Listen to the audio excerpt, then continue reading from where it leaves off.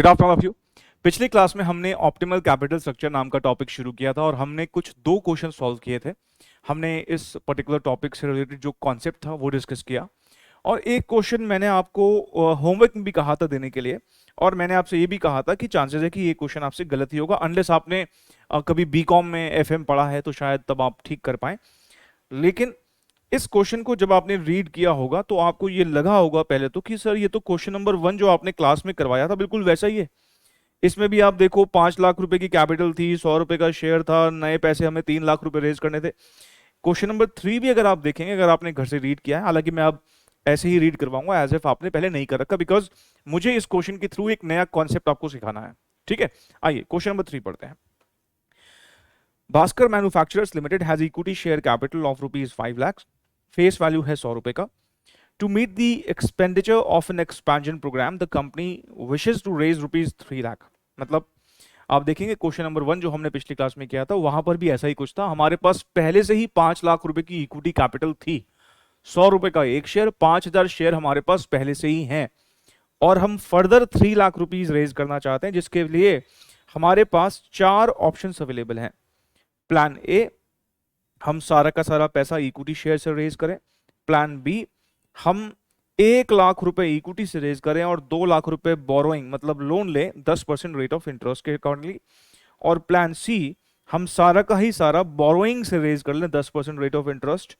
और plan D जो है जिसमें हमें कहता है कि 1 लाख इक्विटी और 2 लाख रुपए प्रेफरेंस शेयर से रेज किए जाएं और प्रेफरेंस डिविडेंड का जो रेट है वो 8% हो।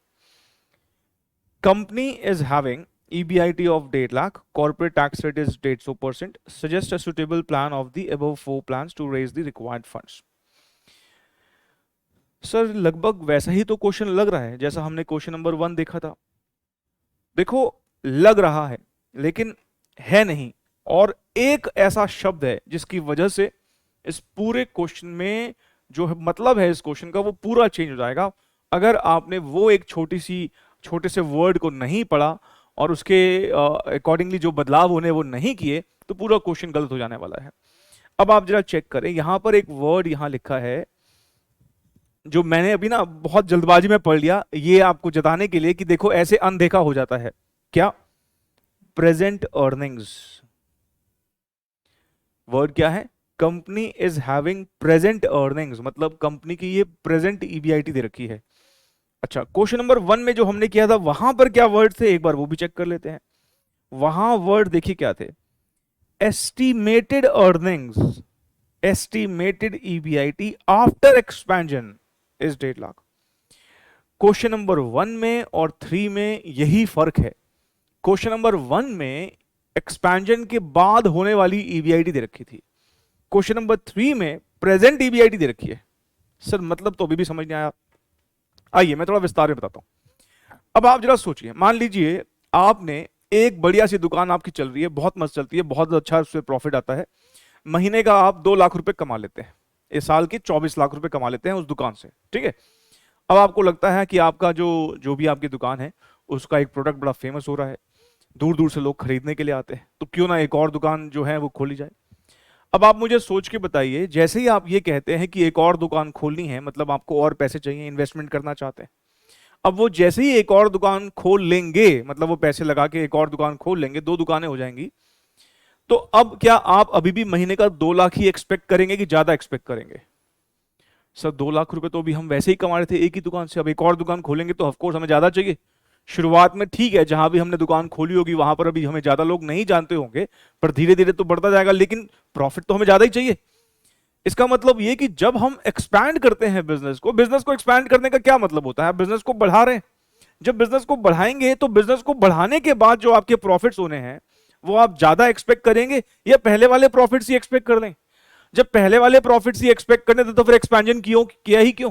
नया पैसा आपने कॉस्ट पे लिया है ना भाई, जो नया पैसा आया है उसकी एक कॉस्ट है, अगर उधारी पे लिया है तो उसका रेट ऑफ इंटरेस्ट है, प्रेफरेंस लिए हैं तो डिविडेंड है, इक्विटी की भी हम देखेंगे कॉस्ट होती है। इक्विटी शेयर होल्डर कुछ मुंह से नहीं बोलते लेकिन उनकी कॉस्ट बहुत जबरदस्त, उनकी एक्सपेक्टेशन बहुत ज्यादा होती है। आप खुद सोच के बताइए, किसी कंपनी के शेयर में जब इन्वेस्ट करोगे तो क्या आपकी रिटर्न की एक्सपेक्टेशन नहीं होगी? होगी, बिल्कुल होगी, सबसे ज्यादा तो इन्हीं की होती है। आगे चल के हमारे सिलेबस में एक चैप्टर हम पढ़ेंगे कॉस्ट ऑफ कैपिटल, वहां पर हम देखेंगे कि इक्विटी तो सबसे महंगा सोर्स है। ये ऐसे लोग हैं बोलते कुछ नहीं है लेकिन एक्सपेक्ट पूरा करते हैं। आप मेरी बात समझ रहे हैं? हर जो पैसा मैंने उठाया है उसकी एक कॉस्ट है।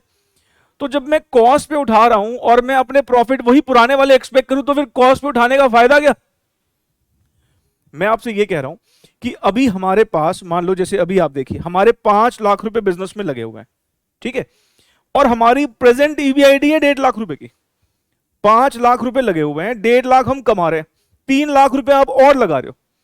अब लॉजिकल सी बात है, 3 लाख रुपए और इन्वेस्ट करोगे तो क्या आप अपना ईबीआईडी ज्यादा एक्सपेक्ट नहीं करोगे? अभी भी 1.5 लाख ही एक्सपेक्ट करते रहोगे? भाई एक दुकान से 2 लाख रुपए महीना आ रहा था, अब दूसरी दुकान खोलने जा रहे हो, अभी भी 2 लाख रुपए एक्सपेक्ट करोगे कि ज्यादा एक्सपेक्ट करोगे? सर ज्यादा एक्सपेक्ट करेंगे। शुरुआत में हो सकता है कि 3-3.5 लाख करें, लेकिन आगे जाके तो हमें उसमें भी 2 लाख चाहिए, जैसे इसमें आ रहे हैं, मतलब 4 लाख का प्रॉफिट चाहिए अपने को। तो सेम बात यहां पर भी है ना। जब आप 5 लाख रुपए लगा रहे थे, प्रेजेंट ईबीआईडी, ध्यान रखा प्रेजेंट ईबीआईडी हमारी 1.5 लाख की है, अब मेरे बिजनेस में 3 लाख रुपए और लग गए, तो मैं अपने प्रॉफिट ज्यादा एक्सपेक्ट करूं कि ना करूं? बिल्कुल करना चाहिए सर। अब क्वेश्चन नंबर 1 में ये इशू क्यों नहीं आया? क्योंकि उसने क्वेश्चन नंबर 1 में आपको ईबीआईटी ही कौन सी दे रखी थी? एस्टिमेटेड। कौन सी वाली? Estimated after expansion. मतलब ये 3 लाख रुपए लगाने के बाद जो ईबीआईटी आनी है वही दे रखी थी। क्वेश्चन नंबर 2 में भी ये प्रॉब्लम नहीं। देखो आप क्वेश्चन नंबर 2 में क्या वर्ड थे? क्वेश्चन नंबर 2 में वर्ड थे the company is hopeful of generating an EBIT of 2.5 crore after expansion. After EBIT after expansion. Question number 3 में क्या वर्ड्स हैं? Present EBIT. तो सर अब आप बोलना ये चाह रहे हैं, देखो मैं क्या बोलना चाह रहा हूं कि हमें हमेशा और हमेशा ईबीआईटी आफ्टर एक्सपेंशन वाली कंसीडर करनी होती है, प्रेजेंट ईबीआईटी नहीं। हम जब अपने बिजनेस में पैसा लगा रहे हैं तो बिजनेस में पैसा लगाने के बाद हमारी ईबीआईटी क्या होनी चाहिए वो हम एक्सपेक्ट करेंगे। अब आप जरा, मैं बड़ी कॉमन सेंस, मैं अभी प्रॉपर मेथड, प्रॉपर क्या मेथड आपको फॉलो करना है मैं प्रॉपर लिखवाऊंगा आपको, पर बिल्कुल सामान्य भाषा में बोलते हैं।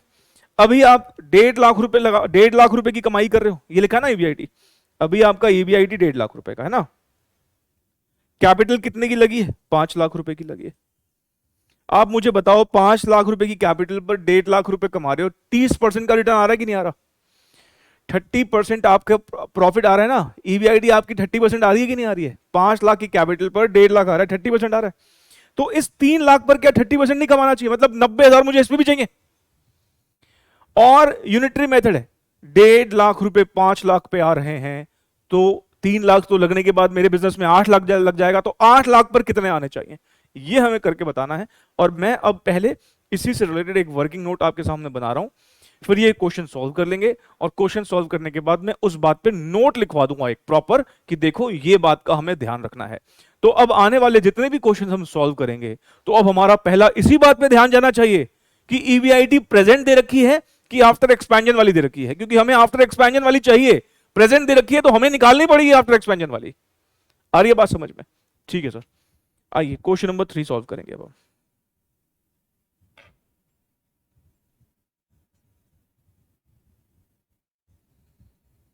हम एक वर्किंग नोट बना रहे हैं जिसको दे रहे हैं वर्किंग नोट नंबर 1।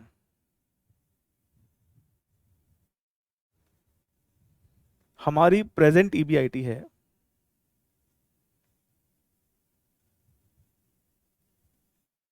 1.5 लाख। अभी हमारे बिजनेस में जो कैपिटल एम्प्लॉयड है वो सिर्फ मालिकों का है।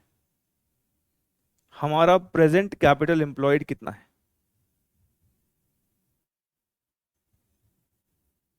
5 लाख। मुझे ये बताइए आपकी कैपिटल एम्प्लॉयड एक्सपेंशन के बाद क्या हो जाएगी? Capital employed after expansion.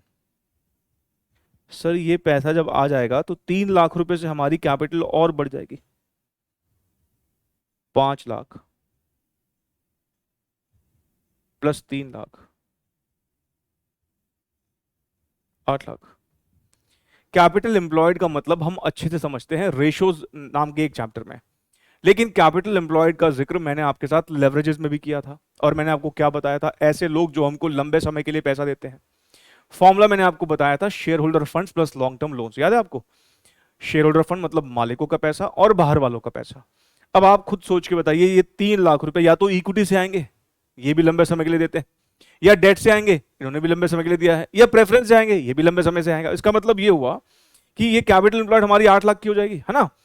अब सोचिए 1.5 लाख रुपए की कमाई हम 5 लाख पर कर रहे हैं, तो 8 लाख पर कितने की कमाई करेंगे, ये हमें बेसिकली कंप्यूट करना है।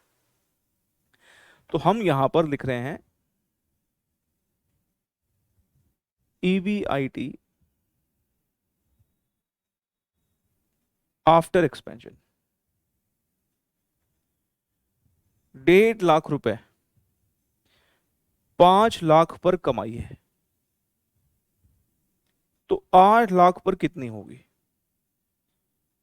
ये जब आप कैलकुलेट करेंगे ना तो 2,40,000 आ जाएगा। अब जो हम EBIT कंसीडर करेंगे, वो जो हम स्टेटमेंट बनाएंगे ना, statement showing determination of optimal capital structure, वहां पर हम ये वाली EBIT को कंसीडर करेंगे। अच्छा, ये अगर आप ध्यान से देखो तो आपको लगता नहीं कि आपने यूनिटरी मेथड लगाया है। यूनिटरी मेथड का डिस्कशन मैंने आपके साथ डिस्कस किया था इवन लेवरेजेस में। आपको मैंने कहा था भी देखो, जो चीज निकालनी होती है उसको राइट हैंड साइड पे रखते हैं। जैसे कि यहां पर आप देखें, एक है कैपिटल एम्प्लॉयड और एक है EBIT, और हमें basically EBIT after expansion compute करना है। हम ये देखते हैं कि अभी हम 5 लाख रुपए की कैपिटल लगाकर 1.5 लाख रुपए का EBIT कमा रहे हैं। 5 लाख रुपए पर 1.5 लाख रुपए कमा रहे हैं, तो 1 रुपए पर हमारी कमाई क्या होगी। तो 1 रुपए के लिए हम क्या करेंगे, 1.5 लाख रुपए 5 लाख कर लेंगे, तो हमारा 1 रुपए का EBIT आ जाएगा कि 1 रुपए की कैपिटल पर कितना EBIT कमाते हैं। 1 रुपए के लिए आ गया तो 8 लाख के लिए निकाल लेंगे। 1.5 लाख अपॉन 5 लाख, 1.5 लाख अपॉन 5 लाख, 1 रुपए की EBIT है। तो जब 1 रुपए की आ जाए, भाई 1 रुपए मतलब 1 यूनिट का आ गया, तो उसके बाद जितने के लिए चाहिए उससे मल्टीप्लाई कर दो। 1.5 लाख अपॉन 5 लाख 1 रुपए के लिए है, तो 8 लाख रुपए के लिए कितना होगा। ये बेसिकली हमने देखा जाए तो यूनिटरी मेथड लगाया है, लेकिन ध्यान रखें ये हमारी और आपकी समझ के लिए है, एग्जाम के लिए नहीं है। एग्जाम में हम ऐसे नहीं लिख के आएंगे। एग्जाम में तो ऊपर जैसे मैंने आपके साथ लिखा है वैसा ही लिखेंगे, या फिर मैं आपको भी एक तरीका और बता रहा हूं, या तो हम वैसे करेंगे, ठीक है। अब अगर आप ध्यान से सोचो ना, हमने ऐसे यहां पर यूनिटरी मेथड में भी क्या किया है। आप देखिए 1.5 लाख अपॉन 5 लाख करते पता है क्या आएगा, 1.5 लाख अपॉन 5 लाख करते ये 0.3 आएगा। इसका मतलब क्या है कि अगर हम 1 रुपए की कैपिटल लगाते हैं तो हमारा 0.3 का EBIT आता है, 30 पैसे का EBIT आता है। तो 8 लाख रुपए के लिए कितना आएगा, 1 रुपए के लिए 30 पैसा है, तो 8 लाख के लिए मल्टीप्लाइड बाय 0.3 कर दो। ये बेसिकली क्या है, 1.5 लाख अपॉन 5 लाख क्या है, 1 रुपए का EBIT 0.3, उसको 8 लाख से मल्टीप्लाई कर दिया। अगर ध्यान से देखोगे ना, सारी बातें बड़ी कॉमन सेंस बेस्ड होती हैं। बस हम जो है ना फॉर्मूला रटने के चक्कर में चीजों को कॉम्प्लिकेटेड बना देते हैं। चीजें बहुत ही आसान है अगर उसे समझ के किया जाए। मैं अब इसको और करके एक और तरीके से बताऊंगा तो आपको बात ज्यादा समझ में आएगी। अब आपको एग्जाम में कैसे करके आना है, या तो आप ये तरीका लगाइएगा जितना मैंने ब्लू कलर से लिखा है, ठीक है ना। ये ग्रीन वाला सिर्फ आपकी समझ के लिए है, इसको कहीं पे आप साइड में नोट कर लीजिएगा। अब मैं यही सारी कैलकुलेशन एक और तरीके से करके दिखाऊंगा, और आप एग्जाम में वैसे भी प्रेफर करके आ सकते हैं। क्या है वो एक और तरीका, हम पहले एक रेशो कंप्यूट करेंगे, रिटर्न ऑन कैपिटल एम्प्लॉयड। इसका जिक्र हमने लेवरेजेस में भी किया था, लेकिन इसका जिक्र जब अच्छे से करते हैं तो वो रेशोज टॉपिक में करते हैं। इसका फॉर्मूला था EBIT upon capital employed into 100। आइए मैं एक बार जल्दी से इसके फॉर्मूला का एक बार वो लॉजिक आपको रिफ्रेश करवा देता हूं कि मैंने आपको क्या लॉजिक बताया था। मैंने कहा था भाई देखो, कैपिटल एम्प्लॉयड उन लोगों का पैसा है जिन्होंने हमको लंबे समय के लिए पैसे दिए हैं, है ना। इसमें कौन कौन से आते हैं, शेयर होल्डर फंड आते हैं और लॉन्ग टर्म लोन्स आते हैं। दो फॉर्मूला मैंने आपको वहां डिराइव करवाए थे, बट फिलहाल यहां जो यूज होने वाला है वो कौन सा, share holder funds plus long term loans. मतलब इसमें या तो मालिकों का पैसा आएगा इक्विटी प्रेफरेंस, या फिर आउटसाइडर्स का पैसा आएगा मतलब लॉन्ग टर्म लोन्स। 3 लोगों का पैसा आएगा। इन लोगों को आप पैसा बांटना कब शुरू करते हो, इनकम स्टेटमेंट में देखें तो हम EBIT के बाद से देना शुरू करते हैं। सबसे पहले आप ब्याज पे करते हो, इंटरेस्ट कहां से पे करते हो, EBIT से ही तो पे करते हो ना। मतलब हम अगर देखें इनके लिए जो प्रॉफिट्स अवेलेबल होते हैं वो कौन से होते हैं, EBIT। ये लॉजिक मैंने आपको दिया था। फिर वहां मैंने return on net worth, return on equity पे भी बात की थी, बट फिलहाल रिटर्न ऑन कैपिटल एम्प्लॉयड, क्योंकि नीचे उन लोगों का पैसा है जिन्होंने लंबे समय के लिए पैसा दिया है, तो ऊपर इनकम भी इन्हीं लोगों के लिए है जो कि ईबीआईटी कहलाती है। हालांकि मैंने आपको ये भी बताया था कि देखोगे, ध्यान से देखोगे तो ये आरओसी मतलब return on capital employed actually में बिफोर टैक्स निकलती है, क्योंकि इसमें बेसिकली 4 लोगों का पैसा है, क्योंकि इसी ईबीआईटी में से सरकार को टैक्स भी देना है। लेकिन कोई बात नहीं, चलन ऐसा ही है कि हम हमेशा आरओसी बिफोर टैक्स ही निकालते हैं, ठीक है। तो ये हमारा एक तरह से देखा जाए तो फॉर्मूला बन जाता है। अब आप जरा सोचिए, अभी हम 1.5 लाख रुपए का ईबीआईटी कमा रहे हैं 5 लाख रुपए की कैपिटल पर। जो मैंने ऊपर आपको 0.3 ऐसे ही बता दिया था, वो यहां अब निकल गया, 30% के रूप में निकल गया। मतलब हमारा जो कैपिटल एम्प्लॉयड है उस पर रिटर्न हम 30% का कमाते हैं। अभी ध्यान रखें, ये जो आरओसी का फॉर्मूला आपने लगाया है, ऊपर प्रेजेंट ईबीआईटी है, अभी हमारा ईबीआईटी कितना है, नीचे प्रेजेंट कैपिटल एम्प्लॉयड है, अभी हमारा कैपिटल एम्प्लॉयड कितना है, मतलब ऊपर भी प्रेजेंट है नीचे भी प्रेजेंट है। अब हमें क्या करना है, अब हमें निकालना है क्या कि हम ईबीआईटी आफ्टर एक्सपेंशन कितना कमाएंगे।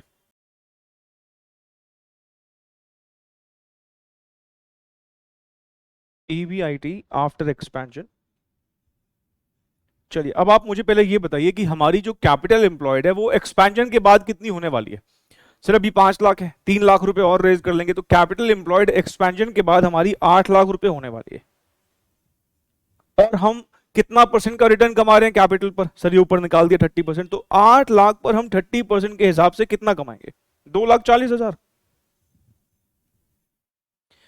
और अगर इसमें थोड़ी भी आपको तकलीफ हो रही हो तो आप कुछ ऐसे समझिए, देखिए इधर, इसको आप अपने लिए नोट कीजिएगा, ध्यान से देखो प्लीज। आप मुझे बताइए ये रिटर्न ऑन कैपिटल एम्प्लॉयड का क्या फॉर्मूला लिखा है आपने। सर ये रिटर्न ऑन कैपिटल एम्प्लॉयड का फॉर्मूला हमने लिखा है ईबीआईटी अपॉन कैपिटल एम्प्लॉयड, ये लिखा है ना।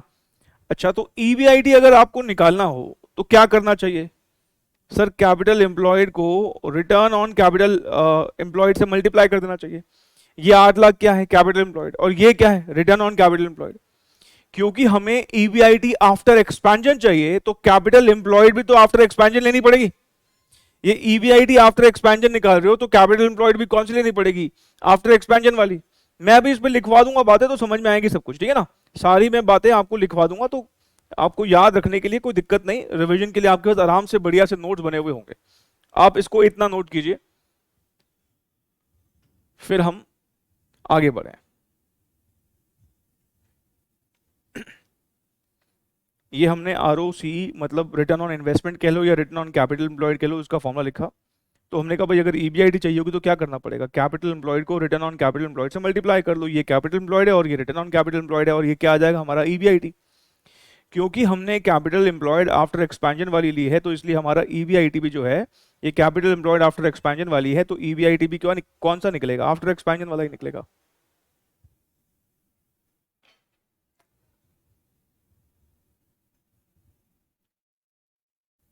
अब जो ये हमने 240 निकाला है ना, इसको निकालने का हालांकि एक तरीका और भी है। आप कहेंगे सर कितने तरीके से निकलवाओगे। देखो ये पहला क्वेश्चन है और मैं नहीं चाहता कि कॉन्सेप्चुअल क्लैरिटी में मैं कोई भी कमी छोड़ूं। अभी जब हम और क्वेश्चन सॉल्व करेंगे तो आगे से हम सिर्फ एक ही बार से निकालेंगे, एक ही तरीके से निकालेंगे, जैसा आप कंफर्टेबल होंगे उस तरीके से निकालेंगे, ठीक है ना। या फिर जिस तरह की इंफॉर्मेशन दे रखी होगी अकॉर्डिंगली हम वैसे ही कंप्यूट करेंगे। बट फिलहाल पहला क्वेश्चन है तो मैं चाहता हूं कि कॉन्सेप्चुअल क्लैरिटी जो है वो बिल्कुल परफेक्टली आपके दिमाग में अच्छे से बैठे। देखिए अब आप जरा सोचिए, अभी आप कितना ईबीआईटी कमा रहे हैं, सर अभी हम 1.5 लाख का ईबीआईटी कमा रहे हैं, ये हमारा प्रेजेंट ईबीआईटी है, समझते हो। हाँ सर। हम नया पैसा डाल रहे हैं, हाँ सर और पैसा डाल रहे हैं, तो उस नए पैसे पर हमारी कुछ एक्स्ट्रा कमाई भी होगी, हाँ सर होनी चाहिए। हम नया पैसा कितना डाल रहे हैं, 3 लाख, और हमारी कैपिटल पर रिटर्न कितने का मिलता है, 30% का मिलता है। इसका मतलब इस 3 लाख पर हमें 90,000 रुपए और एडिशनल होना चाहिए। भाई 1.5 लाख तो हम कमाई कर ही रहे हैं, this is the present EBIT, और जो नया पैसा डाल रहे हैं उसमें भी हमारा ईबीआईटी जनरेट होगा, कितने रुपए का, 90,000 का। नए पैसे पर भी हमारा ईबीआईटी जनरेट होगा 90,000 का, ये एडिशनल ईबीआईटी है। और टोटल कितना हो गया, 240। मेरे ख्याल से क्लैरिटी का लेवल बिल्कुल परफेक्ट होगा, आपको हर तरीके से बात समझ में आ गई है अब। और मैं अब इसको पहले क्वेश्चन पूरा कंप्लीट करके मैं फिर इसको सब कुछ एज अ फॉर्मली आपको नोट लिखवा दूंगा। ठीक, ये लो, अब इसको भी नोट करना है तो आप कर लीजिए।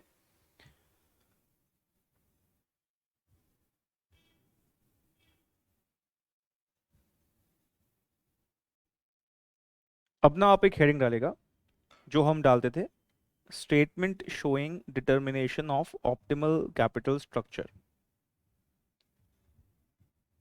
Statement showing determination of optimal capital structure, particulars,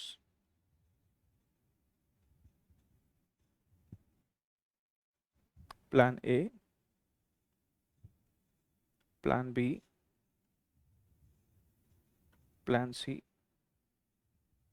और plan D। ठीक है, हम पहले क्या लिखते हैं, EBIT। इस बार ना EBIT के ब्रैकेट में लिखेंगे वर्किंग नोट नंबर 1, और EBIT हमने कितना निकाला है, 240।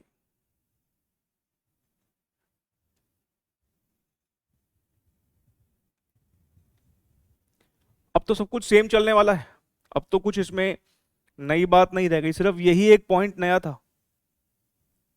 चलिए लेकिन सॉल्व तो पूरा कर ही लेते हैं। इंटरेस्ट, पहला वाला प्लान है तो सारा का सारा इक्विटी शेयर से आया हुआ है पैसा, तो यहां तो इंटरेस्ट होगा नहीं, एग्जिस्टिंग इंटरेस्ट भी कोई नहीं है। प्लान 2 जो है, हमने 2 लाख रुपए बोरोइंग से रेज किया है, 1 लाख रुपए इक्विटी से है, और रेट ऑफ इंटरेस्ट 10% है, तो 2 लाख का 10% कितना होगा, 20,000 रुपए। 2 लाख का 10% 20,000 हो गया। प्लान सी जो है उसमें सारा पैसा, फुल मनी जो है वो बोरोइंग से आया है, 10% रेट ऑफ इंटरेस्ट, और पूरा पैसा हमारा 3 लाख है, तो 3 लाख का 10% कितना हो गया, 30,000 रुपए। 3 लाख का 10% 30,000 हो गया। और आखिरी वाला जो प्लान है वो इक्विटी और प्रेफरेंस शेयर्स का है, तो ऑफ कोर्स यहां पर इंटरेस्ट नहीं होगा।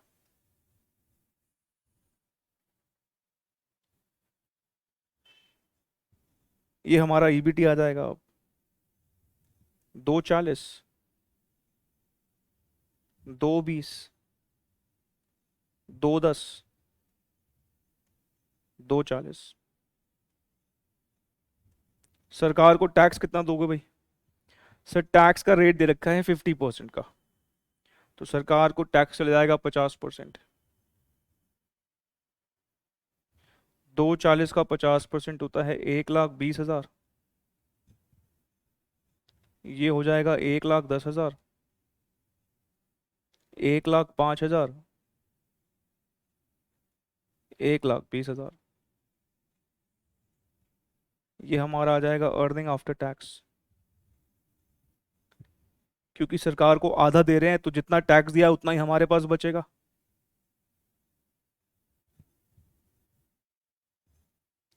इसके बाद प्रेफरेंस वालों का डिविडेंड।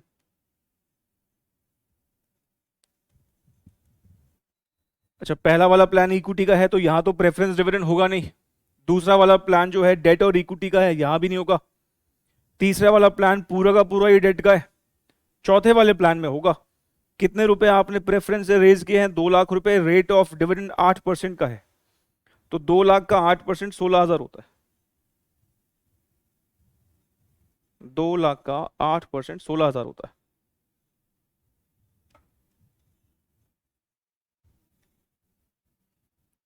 ये हमारा आ जाएगा earning available for equity share holders. Earning available for equity share holders. चलिए जी बताइए अब कितना कितना आ रहा है। ये 1,20, 1,10, 1,5, 1,4। नंबर ऑफ इक्विटी शेयर्स,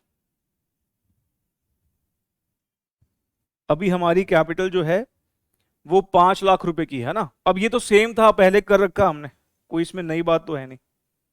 हमारी अभी कैपिटल 5 लाख रुपए की है, 100 रुपए का एक शेयर उसने बताया है, तो जो नए शेयर्स होंगे उसके लिए कुछ नहीं बोला, तो हम 100 रुपए का ही मान लेंगे। मतलब पहले वाले प्लान में पूरा का पूरा 3 लाख रुपए इक्विटी से आया है, तो हम क्या मान के चलेंगे, 100 रुपए का ही शेयर इशू होगा, क्योंकि उसने कुछ बताया नहीं है कि इशू प्राइस क्या है। अगर वो कुछ बोल देगा फिर वो वाली बात माननी पड़ेगी। मतलब लेकिन वो नहीं है, तो हम एग्जिस्टिंग वाला वैल्यू ही एज्यूम करते हुए सॉल्व कर देंगे। मतलब 5,000 प्लस 3,000, 8,000 हो जाएगा ये। दूसरे वाले प्लान में हमने 1 लाख रुपए इक्विटी से रेज किया है, तो अब मैं दोनों को जोड़ के 5 + 1 लाख दोनों को जोड़ के ही एक साथ 100 से डिवाइड कर देता हूं, ये भी तरीका है करने का। और तीसरे वाले केस में तो हम देख पा रहे हैं सारा पैसा ही उधार का है, तो इक्विटी शेयर्स नहीं बढ़ेंगे। और चौथे वाले प्लान में भी 1 लाख रुपए ही इक्विटी से रेज किया है, तो यहां पर भी हमारा 6,000 शेयर्स ही होने वाले हैं। ठीक है, अब ईपीएस निकालना कुछ मुश्किल है नहीं।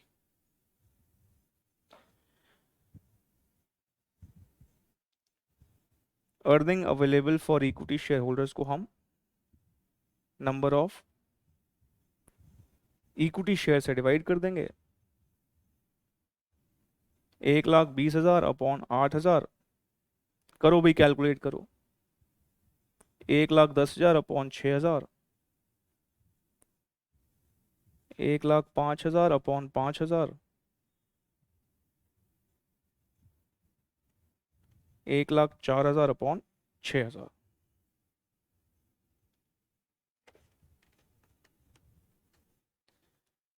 1,20,000 को अगर हम 8,000 से डिवाइड करते हैं, 15 रुपए का ईपीएस आ रहा है। यहाँ पर 18.33 का ईपीएस आ रहा है। यहाँ पर 21 रुपीज का ईपीएस आ रहा है। और यहाँ पर 17.33 का ईपीएस आ रहा है।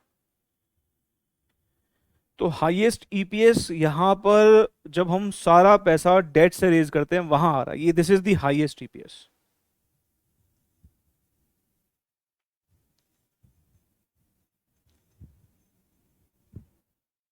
ठीक है ना। तो अब आप फाइनल अपना सजेशन लिख दीजिए। यही पूछा ना कि बताइए कि कहाँ से सुटेबल प्लान बता दीजिए, यही पूछा देखो। तो प्लान सी होगा ना, तो यहां पे क्या लिखें, सजेशन।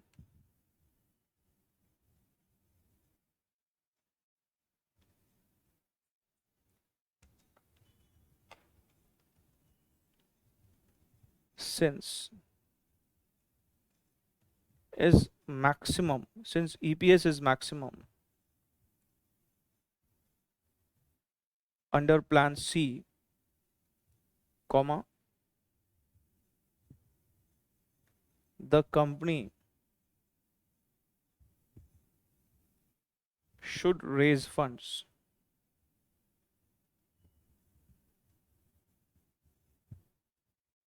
through debt।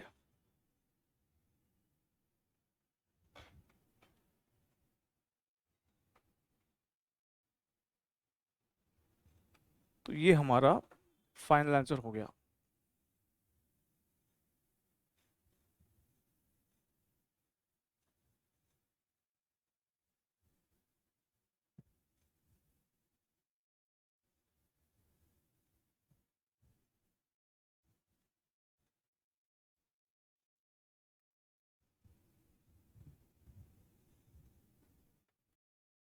चलिए अब हम वो फाइनली वो नोट लिख लेते हैं जो मैंने आज आपके साथ डिस्कस किया है कॉन्सेप्ट।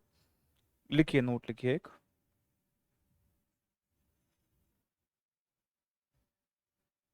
पहला नोट, ऑलवेज कंसिडर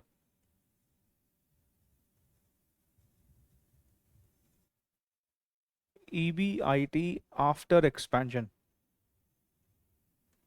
हमें हमेशा कौन सी वाली EBIT कंसिडर करनी है, आफ्टर एक्सपेंशन वाली। If present EBIT is given, comma, then calculate EBIT after expansion with the help of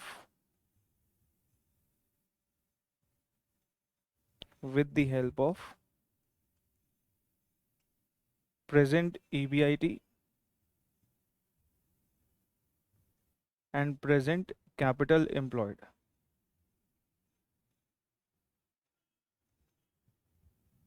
ठीक है,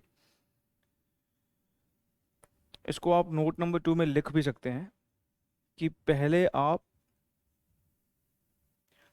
ROI या रिटर्न ऑन इन्वेस्टमेंट निकाल लीजिए। रिटर्न ऑन इन्वेस्टमेंट कहो या फिर रिटर्न ऑन कैपिटल एम्प्लॉयड कहो, एक ही बात है। वो कैसे निकालोगे आप? जैसे हमने अभी लिया ना, प्रेजेंट EBIT लिया 1.5 लाख और हमने प्रेजेंट कैपिटल एम्प्लॉयड लिया,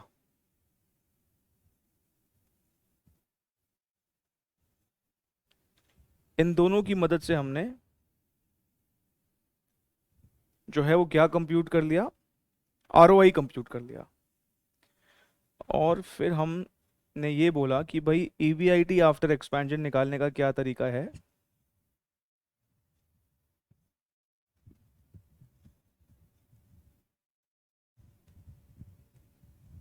आप कैपिटल एम्प्लॉयड लीजिए,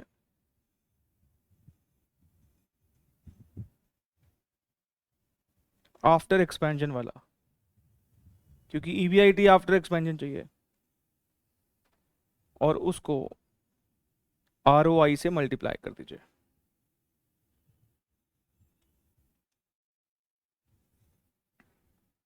ठीक है, अब ना ये नोट आपको याद दिलाएगा कि हमेशा हमेशा ध्यान रखेंगे कि EBIT कौन सी लेनी है, आफ्टर एक्सपेंशन वाली। तो अब से हम EBIT पर स्पेशल फोकस करेंगे कि प्रेजेंट गिवन है या सीधा EBIT आफ्टर एक्सपेंशन गिवन है। अगर सीधा दे रखी है फिर तो कोई दिक्कत नहीं है, लेकिन प्रेजेंट EBIT दे रखी है तो पहले हमें EBIT आफ्टर एक्सपेंशन निकालना पड़ेगा।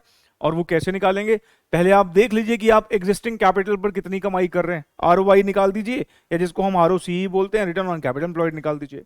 ये निकालने के बाद अब आप देख लो कि आपकी जो कैपिटल एम्प्लॉयड है वो आफ्टर एक्सपेंशन कितनी होने वाली है, उसको ROI से मल्टीप्लाई करके आप EBIT आफ्टर एक्सपेंशन निकाल लीजिएगा। नहीं, अभी हम प्रैक्टिस करेंगे तो बात आपको ना अच्छे से समझ में आ जाएगी।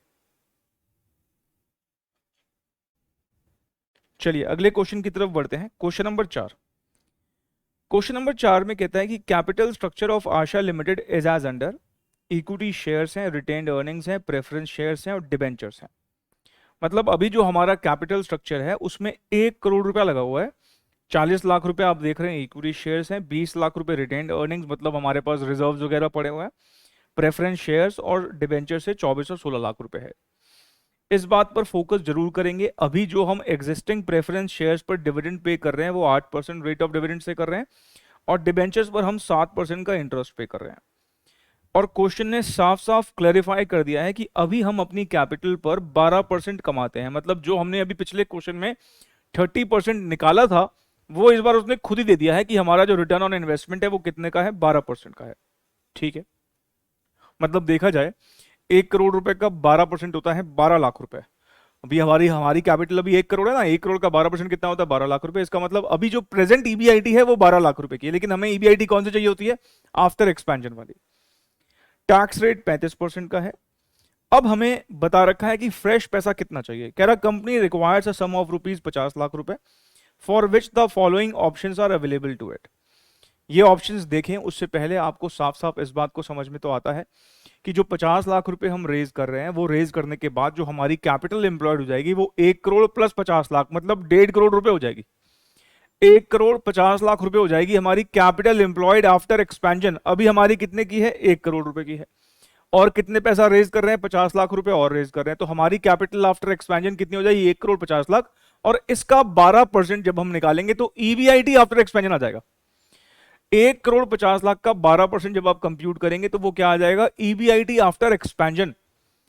दूसरी बात जो ध्यान देने वाली है, जो हमने पहले भी डिस्कस करी है कहीं ना कहीं, वो ये कि हम ये नया 50 लाख रुपए कहीं से भी रेज करें, ये नया 50 लाख रुपए कहीं से भी रेज करें, हमारा जो एग्जिस्टिंग प्रेफरेंस डिविडेंड है वो तो जाता ही रहेगा, हमारा जो एग्जिस्टिंग डिबेंचर पर इंटरेस्ट है वो भी जाता रहेगा, और जो हमारे शेयर्स हैं 40 लाख डिवाइड बाय 100 रुपए, ये हमारे एग्जिस्टिंग शेयर्स हैं, कितने हो जाएंगे 40,000, ये तो रहेंगे ही रहेंगे। ठीक है, अब आती है बात नए पैसे की।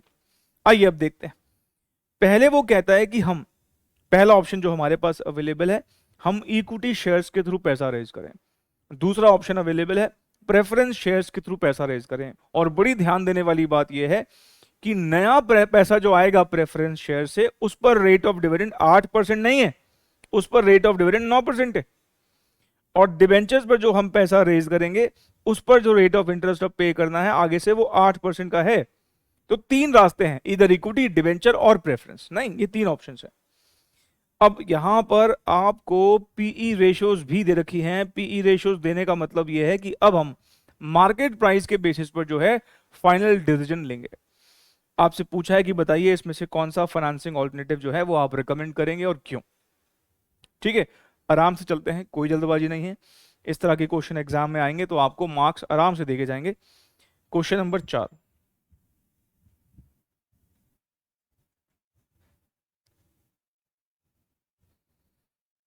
सबसे पहले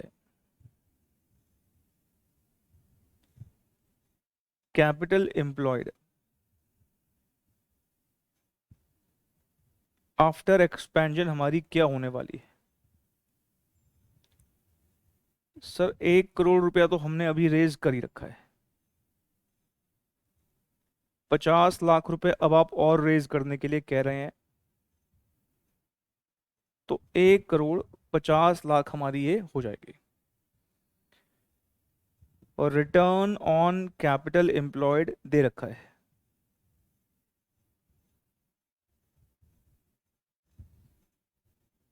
12%। तो EBIT after expansion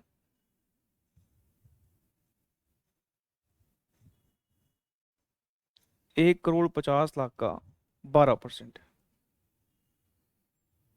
1 crore 50 lakh का 12%,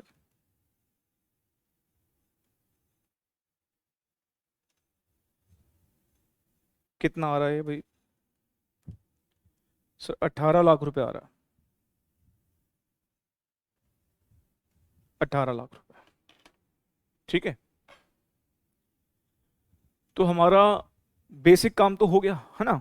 इसको अब आप वर्किंग नोट नंबर 1 दे दो। अब आपको कौन सी वाली ईबीआईटी यूज करनी है स्टेटमेंट बनाते वक्त, ये 18 लाख वाली। और आपके पास कितने प्लान्स है इस बार, 3 प्लान्स है। तो अब हम हेडिंग डाल देते हैं वही जो डालते थे, स्टेटमेंट शोइंग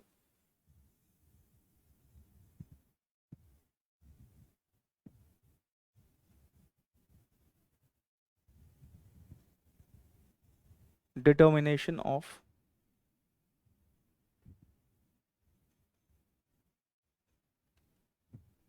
ऑप्टिमल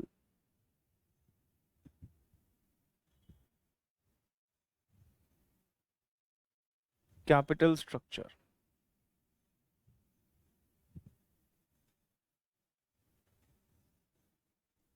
ठीक है, प्लान के यहां पर ऐसे कोई नाम तो नहीं है,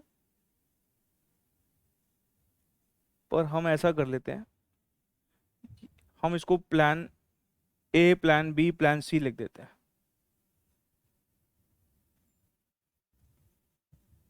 ठीक है, आपको अगर ब्रैकेट में लिखना हो, जैसे पहला वाला प्लान इक्विटी का प्लान है, दूसरा वाला प्लान प्रेफरेंस शेयर्स का प्लान है, और तीसरे प्लान में हम डिबेंचर्स के थ्रू पैसा रेज कर रहे हैं। तो ब्रैकेट में लिखना हो तो लिख सकते हैं ये, but plan A, plan B, plan C भी लिखाएंगे तो कोई फर्क नहीं पड़ेगा। ईबीआईटी वर्किंग नोट नंबर 1 लिख दिया हमने। ठीक है ना, कितना ईबीआईटी निकाला हमने, 18 लाख रुपए।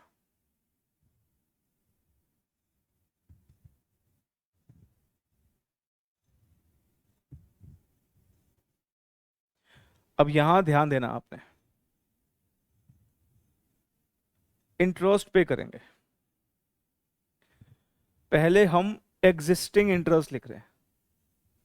देखो, ये जो प्लान्स हैं, चाहे वो इक्विटी का हो, प्रेफरेंस का हो या डिवेंचर का हो, ये मैं पहले भी कई बार बता चुका हूं, ये नए पैसे के लिए लिखा गया है कि जो नया 50 लाख आना है वो कहां से आना है। लेकिन जो हम एग्जिस्टिंग उधार लेके बैठे हैं, जो हमारा एग्जिस्टिंग 16 लाख रुपए का उधार है, भाई इस पे तो ब्याज देना पड़ेगा ही पड़ेगा ना, चाहे नया पैसा कहीं से भी लाओ।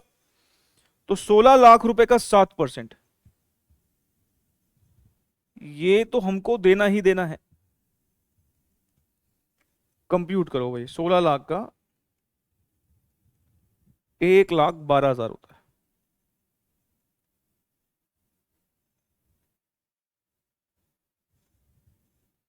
अब आ जाओ न्यू पर। न्यू हमारा पैसा रेज हो रहा है 50 लाख रुपए, और 50 लाख रुपए पर हम देख लो कितना परसेंट डिबेंचर्स इंटरेस्ट है। ये रहा ना डिबेंचर, 8% है। और तीसरे वाले प्लान में है, पहला वाला प्लान तो इक्विटी का है, ये वाला प्लान प्रेफरेंस का है। तो 50 लाख का 8% हो जाता है 4 लाख रुपए, जो यहां पर आ जाएगा। तो आप कह सकते हो प्लान ए में, क्योंकि नया पैसा डेट से आ ही नहीं रहा तो नया इंटरेस्ट नहीं होगा, लेकिन पुराना तो इंटरेस्ट होगा। तो प्लान ए का इंटरेस्ट कितना आ जाएगा, 1/12, जो पुराने वाला ही है। प्लान बी में भी 1/12 जो पुराने वाला है, लेकिन प्लान सी में हम देखते हैं 1/12 पुराना वाला और 4 लाख नए वाला, तो 5,12,000 का ब्याज हो जाएगा। अब हम यहां पर ईबीटी निकाल लेते हैं।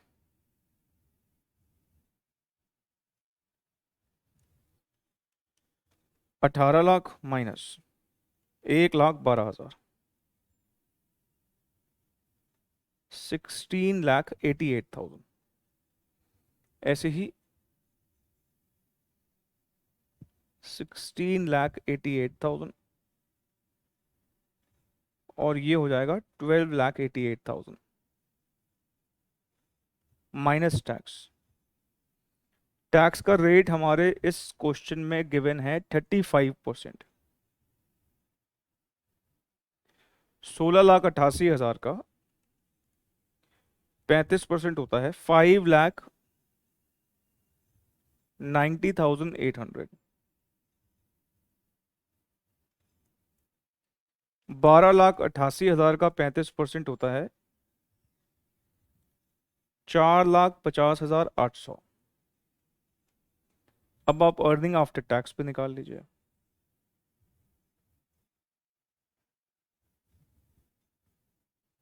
चलो जी, माइनस करके बताओ कितना आ रहा है। 1688 में से मैं अगर 5,90,800 माइनस करता हूं, तो ये 10,97,200 आता है। यहां पर भी ये 10,97,200 आएगा। 12,88,000, 4,50,800, 8,37,200। इसमें से अब हम माइनस करेंगे प्रेफरेंस डिविडेंड। अब ध्यान से, यहां पर भी वही बात, कौन सी, एग्जिस्टिंग प्रेफरेंस डिविडेंड कितना। आप नया पैसा कहीं से भी रेज करें, पर जो आपने पहले प्रेफरेंस उठा रखे हैं 24 लाख रुपए के, इस पर तो डिविडेंड देना पड़ेगा ना। तो 24 लाख रुपए पर 8% का डिविडेंड कितना हो जाएगा, 24 लाख रुपए इंटू 8%, ये होता है 1,92,000। ये तो तीनों ही केसेस में होगा, क्योंकि पुराना प्रेफरेंस कैपिटल है। तो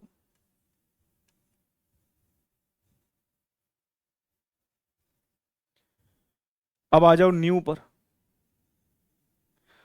जो हमारा न्यू प्रेफरेंस शेयर्स है वो कितने हैं हमारे, 9% रेट ऑफ डिविडेंड से हैं।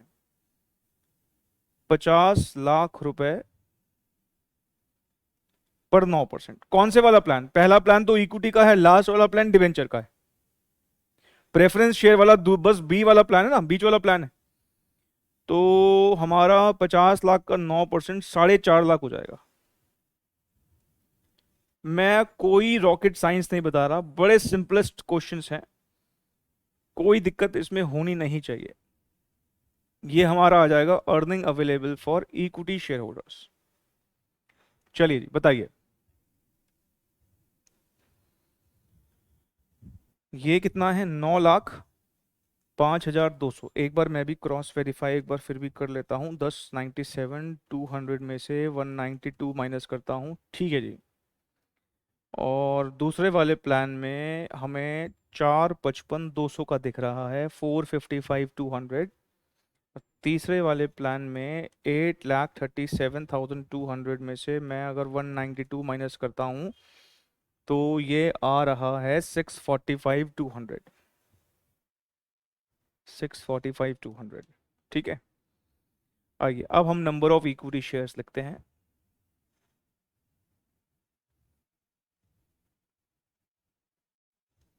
पहले आप इतना नोट कर लीजिए, फिर हम इक्विटी शेयर्स के बारे में लिखें। ये लो जी, ये नोट कर लो पहले, अगर नहीं किया है तो।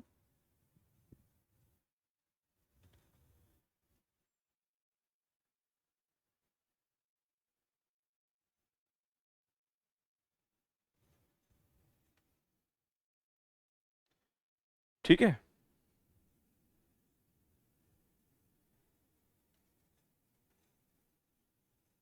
आइए देखो, हमारे ना अभी जो एग्जिस्टिंग शेयर्स हैं वो 40 लाख रुपए की कैपिटल है, साफ साफ दिख भी रहा है हमको। और इस 40 लाख रुपए की कैपिटल जो है, हमारा एक शेयर 100 रुपए का है, तो 40 लाख को 100 से डिवाइड अगर हम कर देते हैं तो जो हमारे एग्जिस्टिंग शेयर्स हैं 40 लाख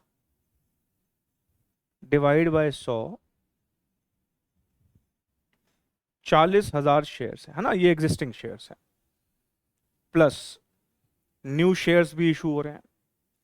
न्यू शेयर्स उसने हमको खुद ही बता दिया है, 40,000 शेयर्स हम न्यू इशू कर रहे हैं। मतलब यहां पर मुझे कुछ और करने की जरूरत नहीं है, सीधा 40,000 यहां पर हम लिख देंगे। तो 40 प्लस 40 हमारा कितना हो जाएगा? 40 प्लस 40 हमारे शेयर्स टोटल हो जाएंगे 80,000, ठीक है। अब लेकिन मैं एक बात यहां पर बताना चाहूंगा, मान लो इसने 40,000 शेयर्स हमें ना दे रखे होते, हमें खुद बोलना होता, ऐसे बोला होता कि पहला प्लान है सारे पैसे इक्विटी शेयर्स के थ्रू रेज कर लो, और हम जो शेयर इशू कर रहे हैं ना वो प्रीमियम पर इशू कर रहे हैं। और कितने प्रीमियम पर इशू कर रहे हैं? 25 रुपए के प्रीमियम पे इशू कर रहे हैं। अब आप देखिए, हमारे शेयर का फेस वैल्यू 100 रुपए है, 25 रुपए के प्रीमियम पे इशू कर रहे हैं, इसका मतलब मेरा एक शेयर मार्केट में 125 रुपए में इशू होता है। मतलब जब मैं एक शेयर इशू करता हूं मेरे पास 125 रुपए का कैश आता है।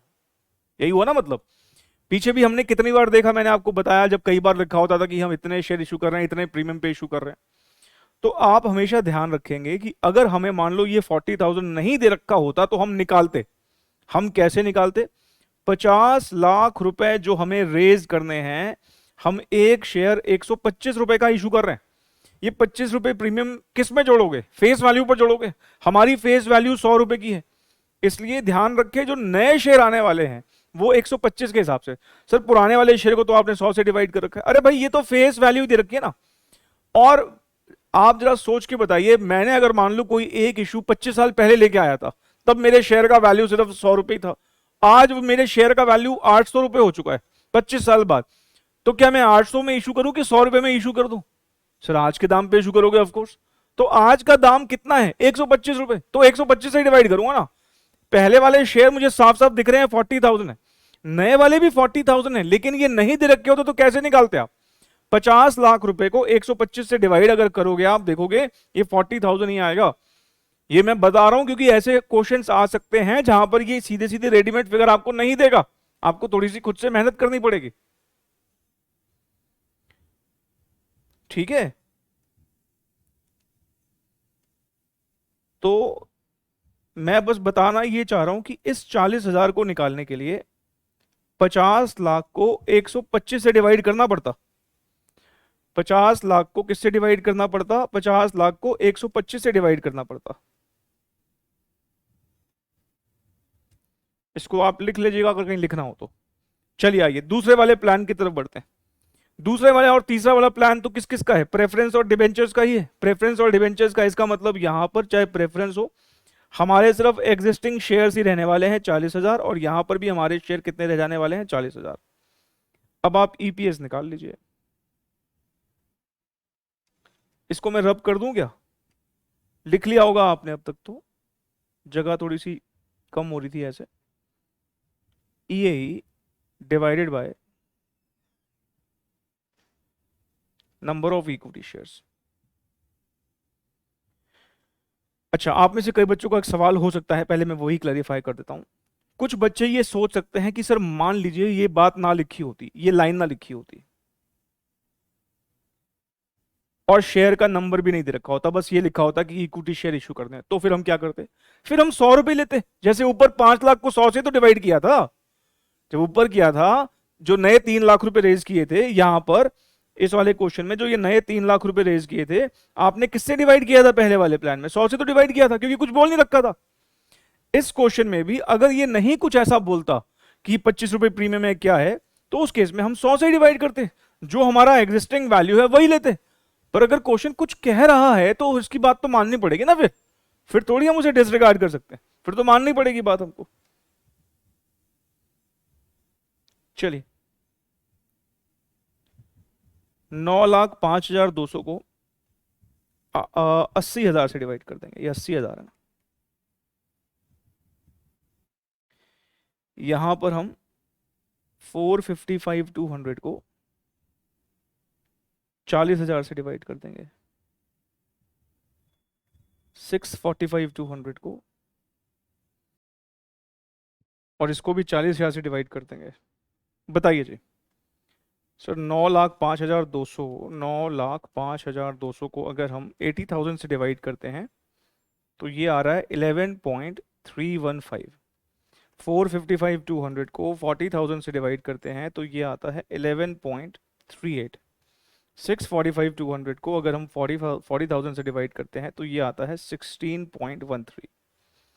अब देखिए, अगर तो इस क्वेश्चन में मार्केट प्राइजेस नहीं निकल सकते और अगर हमें इसी के बेसिस पर डिसाइड करना हो तो हम बोलेंगे प्लान सी जो है वो बेहतर प्लान है, ये वाले प्लान के थ्रू हम पैसा रेज कर लेंगे, बिकॉज यहां पर मैक्सिमम ईपीएस है।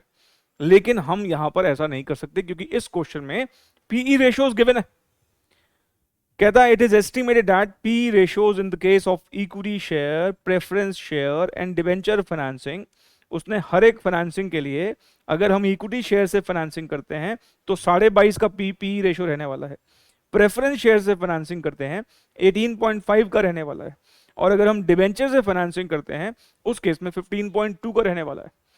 आप जरा समझिए, अगर हम डिबेंचर्स के थ्रू पैसा रेज करते हैं तो हमें जो मार्केट में जो हमारी जो अर्निंग्स का मल्टीपल है, मतलब हमारी 1 रुपए की अर्निंग के लिए इन्वेस्टर 15 गुना पैसा देने को तैयार है अगर हम डिबेंचर से पैसा रेज करते हैं। लेकिन यही पैसा अगर हम इक्विटी के थ्रू रेज करते हैं तो हमारी 1 रुपए की अर्निंग के लिए सामने वाले इन्वेस्टर्स 22.5 रुपए देने को तैयार है।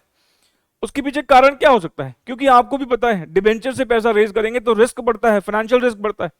क्योंकि फाइनेंशियल रिस्क बढ़ता है इसलिए हमारे उसके वैल्यूएशन पर फर्क आ गया।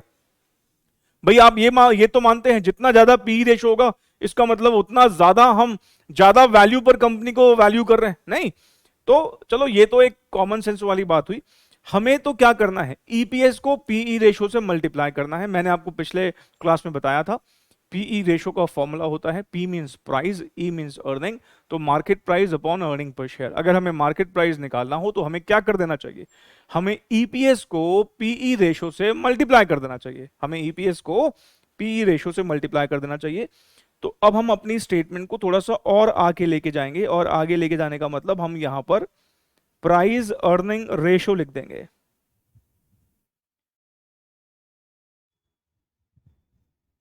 $22.5 है, फिर 18.5 है, और ये 15.2 है। और हम अब यहां पर मार्केट प्राइस पर शेयर निकाल देंगे। कैसे निकालेंगे? हम ईपीएस को मल्टीप्लाई करेंगे पीई रेशो से।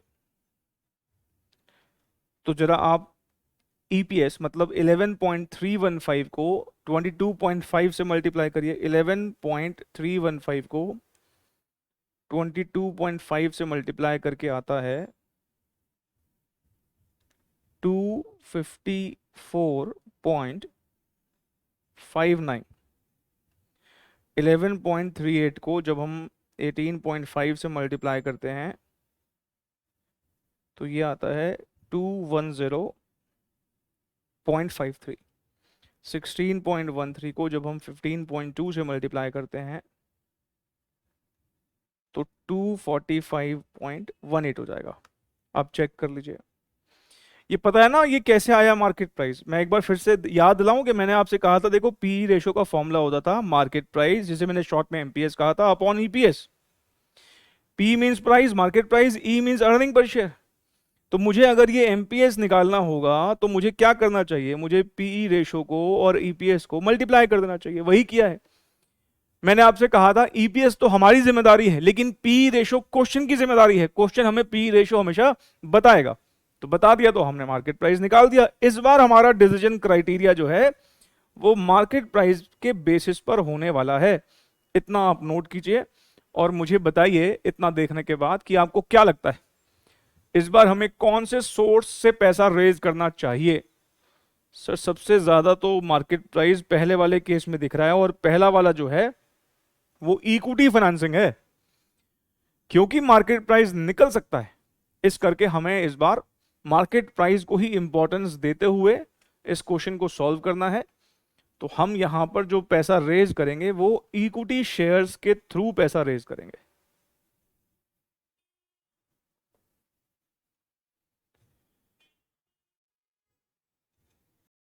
चलिए हम अपना फाइनल आंसर देते हैं। देखो उसने ना आपसे पूछा है कि बताइए इसमें से कौन सा फाइनेंसिंग ऑल्टरनेटिव आप ऑप्ट करेंगे और क्यों, वाई भी पूछा है। तो हम ऐसा करते हैं, वाई में वही कारण दे देते हैं, क्योंकि हम जानते हैं फाइनेंशियल मैनेजमेंट का जो प्राइमरी ऑब्जेक्टिव होता है वो क्या होता है? Wealth maximisation. और वेल्थ जो है वो रिप्रेजेंट किससे हो रही होती है? मार्केट प्राइस से। इसलिए हम यहां पर मार्केट प्राइस जहां पर मैक्सिमम है वो वाला ऑप्शन ऑप्ट कर लेंगे, और वो इक्विटी वाले प्लान में सबसे ज्यादा है। नहीं, आइए इस बात को अंग्रेजी में लिख देते हैं। मतलब मैंने भी थोड़ा बहुत अंग्रेजी बोला, हिंदी बोला, हम प्रॉपर अंग्रेजी में लिख देते हैं। आइए, suggestion.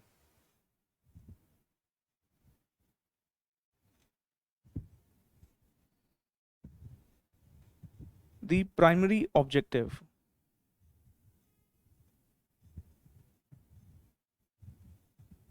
of financial management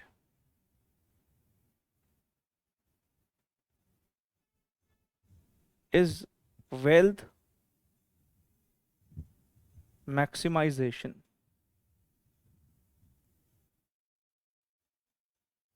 full stop के बाद लिखिएगा, wealth is represented by market price of a share. Full stop. Thus, funds should be raised from such a source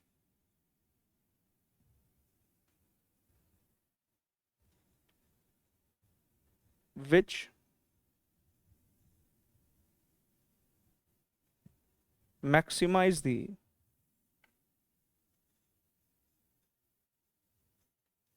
market price.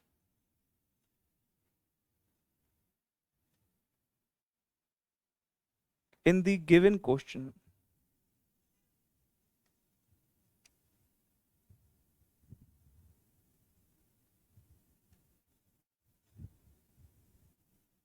market price is maximum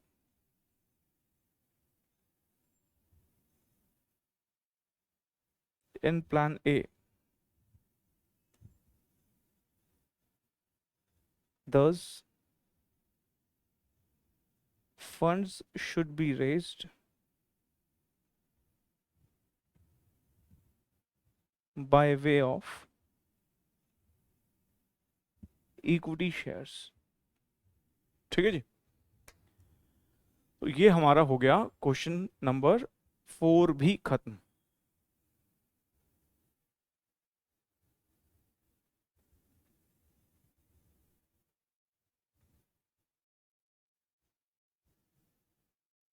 इसको note कर लो आप।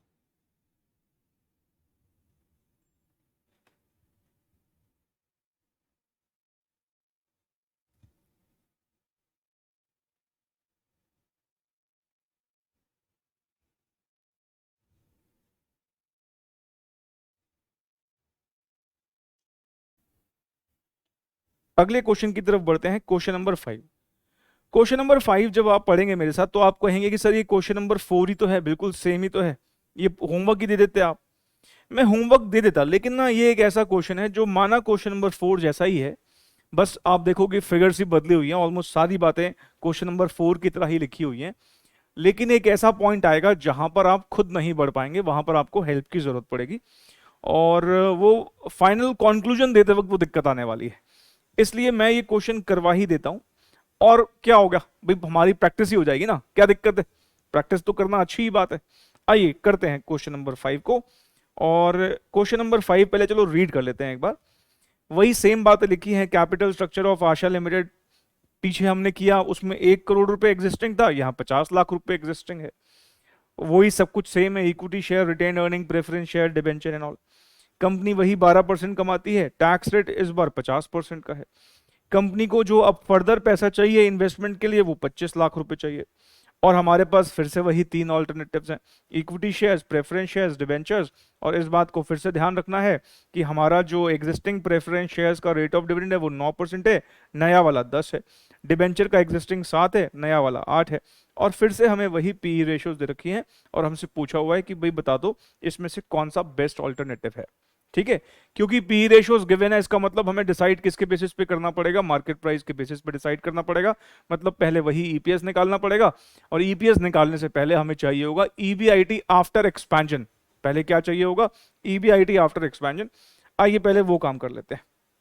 Question number 5,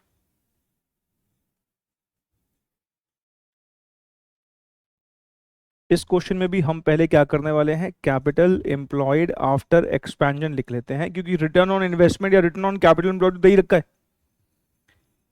capital employed after expansion, हमारी existing capital इस question में given है 50 लाख रुपए, और नया पैसा 25 लाख रेज कर रहे हैं, तो 50 लाख प्लस 25 लाख, ये हो गया 75 लाख। आरओआई इस क्वेश्चन में भी हमको 12% का ही दे रखा है, तो ईबीआईटी आफ्टर एक्सपेंशन हमारा हो जाएगा 75 लाख का 12%। ठीक है ना, 75 लाख का 12% निकालने पर आता है 9 लाख रुपए। भाई पिछली बार 1.5 करोड़ था, 18 लाख आया था, इस बार आधा पैसा है, तो ईबीआईटी भी हाफ हो गया, है ना। चलिए अब हम अपना वो स्टेटमेंट बना लेते हैं, इसको वर्किंग नोट नंबर 1 दे देते हैं।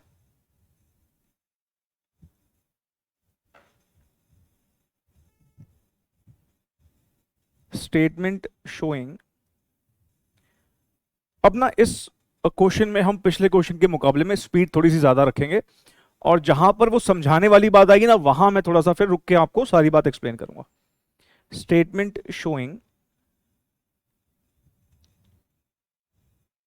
Determination of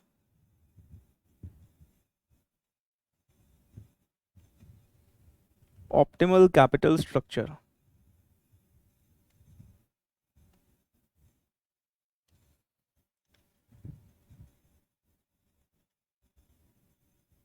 particulars, plan A, plan B, plan C. Plan A equity का है, प्लान बी प्रेफरेंस का है, और प्लान सी जो है वो डिबेंचर्स का है।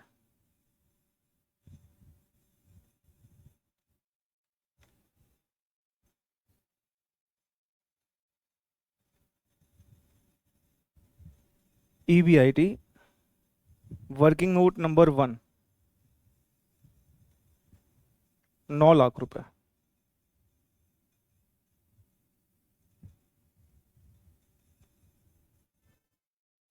इसमें से अब हम माइनस करेंगे इंटरेस्ट, पहले एग्जिस्टिंग। चलिए बताइए हमारा एग्जिस्टिंग डिबेंचर कितना है, सर 7% डिबेंचर है, 8 लाख रुपए है, तो 8 लाख का 7% होता है 56,000। तो नया पैसा कहीं से भी आए, पुराने पैसे का ब्याज तो हमें देना ही पड़ेगा ना। तो 56,000 हमने तीनों बार लिख लिया। अब आ जाओ न्यू पैसे पर। नया पैसा हमें 25 लाख रेज करना है, और हम तीसरे वाले प्लान में डिवेंचर्स के थ्रू पैसा रेज कर रहे हैं, और 25 लाख रुपए रेज कर रहे हैं। रेट ऑफ इंटरेस्ट डिवेंचर का नया वाला कितना है, 8% है। तो 25 लाख का जरा 8% निकाल के बताओ। 2 लाख रुपए आता है। यहां पे नहीं, यहां पे नहीं, तीसरे वाले में।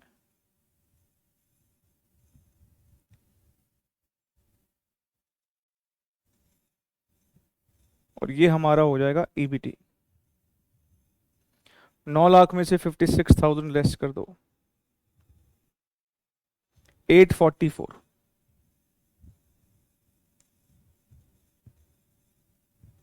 ये भी 844। और लास्ट वाले में 2 लाख रुपए और माइनस कर देंगे तो 644 आ जाएगा। ठीक है। उसके बाद टैक्स। टैक्स का रेट कितना है?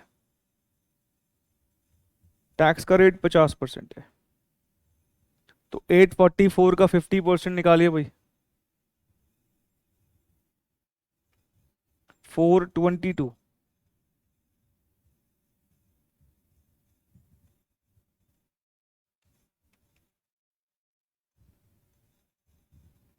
422 और ये हो जाएगा 322।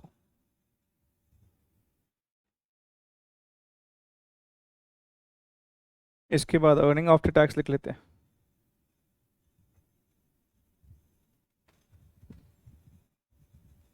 422, 422, 3,22,000 माइनस प्रेफरेंस वालों का डिविडेंड। फिर से वही एग्जिस्टिंग, हमारी एग्जिस्टिंग प्रेफरेंस शेयर कैपिटल है 12 लाख रुपए की, रेट ऑफ डिविडेंड है 9% का। तो 12 लाख पर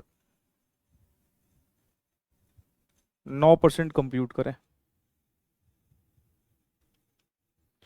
1,08,000। ये लो जी।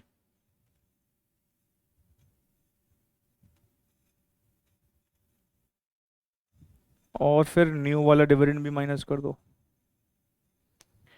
न्यू कैपिटल हमारी 25 लाख रुपए की है, और नया प्रेफरेंस डिविडेंड जो है, पहली बात तो प्लान नंबर बी में प्रेफरेंस शेयर्स है और 10% का रेट ऑफ डिविडेंड है। तो 2.5 लाख रुपए हो जाएगा। प्लान ए प्लान सी में तो नहीं होगा, क्योंकि वो तो इक्विटी और डेट वाले प्लान है, और 2.5 लाख रुपए यहां से माइनस कर देंगे। ये हो गया earning available for equity share holders, है ना। 4,22,000 में से 1,08,000 माइनस कर लीजिए, 3,14,000। और दूसरे वाले केस में 64,000, और तीसरे वाले केस में हो जाएगा 214।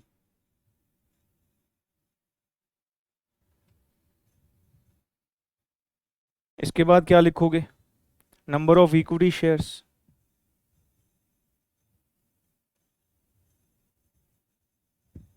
चलिए जी, हमारे एग्जिस्टिंग शेयर्स कितने के हैं? सर 20 लाख रुपए की कैपिटल है, 100 रुपए का एक शेयर है, तो 20 लाख डिवाइड बाय 100 कितना होता है? 20,000। तो एग्जिस्टिंग शेयर्स तो हमारे 20,000 है। 20 लाख डिवाइडेड बाय 100, और नए वाले उसने दे रखे हैं, देखो ये रहे 20,000। तो 20,000 एग्जिस्टिंग है, और 20,000 न्यू है। टोटल हमारे शेयर्स कितने हो गए? 40,000। और यहां पर भी वही बात है, मान लो उसने हमें ये 20,000 का नंबर नहीं दे रखा हो तो निकाल लेते। कैसे? 25 लाख को 25 लाख जो हमें रेज करना है उसको एक शेयर पर हमें कितना कैश मिलता? 25 रुपए प्रीमियम पे इशू कर रहे हैं तो 100 प्लस 25 125 रुपए का एक शेयर पर हमें पैसा रिसीव होगा। भाई इशू प्राइस 125 रुपए है तो 25 लाख को जब आप 125 से डिवाइड करोगे तो 20,000 आएगा। मान लो ये 20,000 ना दे रखा होता तो हम ऐसे निकाल लेते। ठीक है। अच्छा, दूसरा और तीसरा प्लान तो है ही सिर्फ प्रेफरेंस और डेट वाला, इसमें तो हमारा नया इक्विटी आ ही नहीं रहा। तो दूसरे और तीसरे प्लान में सिर्फ हमारे 20,000 शेयर्स ही रहने वाले हैं जो एग्जिस्टिंग वाले हैं बस। और उसके बाद अब आप ईपीएस निकाल दीजिए। Earning available for equity share holders को हम नंबर ऑफ इक्विटी शेयर्स से डिवाइड कर देंगे। तो 3,14,000 डिवाइडेड बाय 40,000, 3,14,000 डिवाइडेड बाय 40,000 ये होता है 7.85। 64,000 डिवाइडेड बाय 20,000, 64 डिवाइडेड बाय 20 ये होता है 3.2। 2,14,000 डिवाइडेड बाय 20,000 ये होता है 10.7। अगर हमें इस क्वेश्चन में पीई रेशियोज नहीं दे रखी होती तो फिर हम ईपीएस के बेसिस पे डिसाइड कराते। ईपीएस मैक्सिमम जहां पे होता वो ऑप्ट कराते, मतलब प्लान सी। लेकिन यहां पर हमें पीई रेशियोज गिवन है तो इसलिए हमें यहां पर मार्केट प्राइस पर शेयर कंप्यूट करना पड़ेगा। प्राइस अर्निंग रेशियो कितना कितना गिवन है? 21.4। सर आप तो कह रहे थे इसमें कुछ नया आएगा, अभी तक तो आया नहीं। अरे रुको तो सही, अभी आएगा। 17, 15.7 मार्केट प्राइस पर शेयर। ईपीएस को हम पीई रेशियो से मल्टीप्लाई करने वाले हैं। तो 7.85 को 21.4 से मल्टीप्लाई करके आता है 167.99। 17 को 3.2 से मल्टीप्लाई करने पर आता है 54.4। 15.7 को 10.7 से मल्टीप्लाई करने पर आता है 167.99।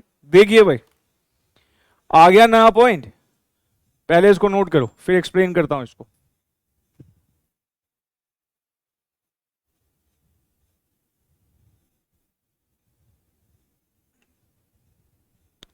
इसको नोट कीजिए पहले आप।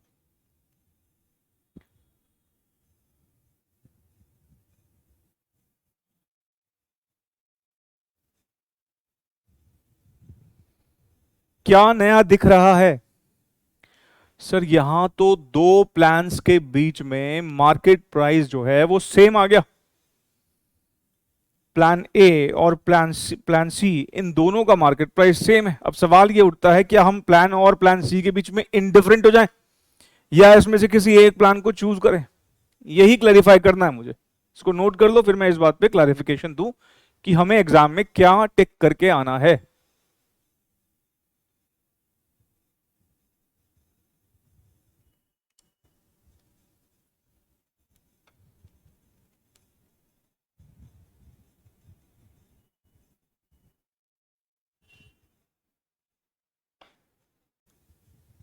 आइए अब इस सिचुएशन में हमें क्या करना है मैं जरा इसको अब एक्सप्लेन कर देता हूं। देखिए इस सिचुएशन की प्रॉब्लम क्या है कि जो हाईएस्ट ईपीएस है वो दो प्लान्स में सेम आ गई। मतलब अगर हम देखते हैं तो हाईएस्ट ईपीएस 167.99 है और वो दो प्लान्स की सेम है। मान लो सपोज मैं ऐसे एग्जांपल दे रहा हूं, जैसे प्लान बी का ईपीएस कितना है 54.4।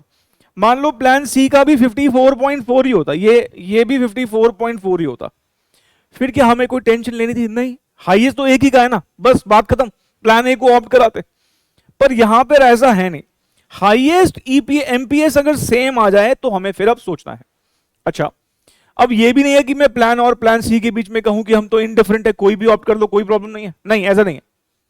हम अब प्लान ए और प्लान सी में से ही कोई एक चूज करने की कोशिश करेंगे। और कौन सा चूज करेंगे? पहली बात, अब ये तो हमारे डिसीजन मेकिंग क्राइटेरिया से बाहर ही हो गया। क्यों? क्योंकि इसका एमपीएस जो है वो इंफीरियर है और ए और सी के बीच में, तो ये तो बाहर ही हो गया। अब हमें जो चूज करना है वो कौन सा चूज करना है, ए और सी के बीच में से। अब जो हमारा फर्स्ट प्रेफरेंस होता है मार्केट प्राइस का, वो तो यहां पर हम उसके बेसिस पे तो हम डिसाइड कर ही नहीं पा रहे, क्योंकि वो तो दोनों का सेम आ गया। तो अब हम सेकंड प्रेफरेंस की तरफ जाएंगे, और ध्यान रखें उन्हीं दो प्लान्स में जिनके बीच में क्लैश है। यहां क्लैश किसके बीच में है, ए और सी के बीच में।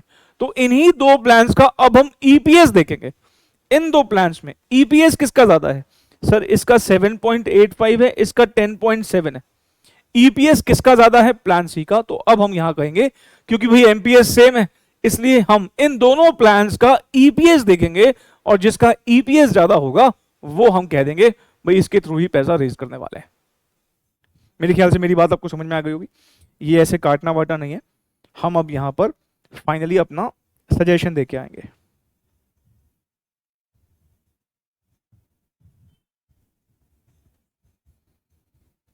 लिखिएगा इसके नीचे,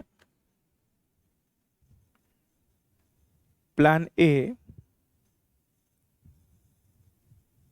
and plan C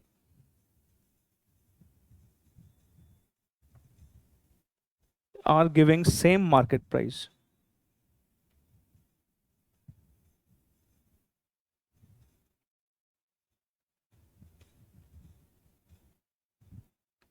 However, EPS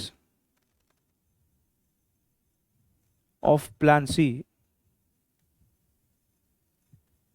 is higher than that of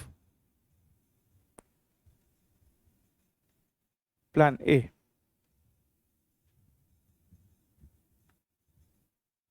Hence,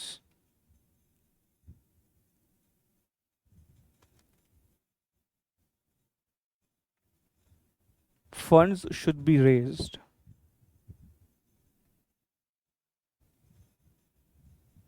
by way of plan C. और प्लान सी किस चीज का था, डिबेंचर्स का, डेट इज 8% डिबेंचर्स। ठीक है,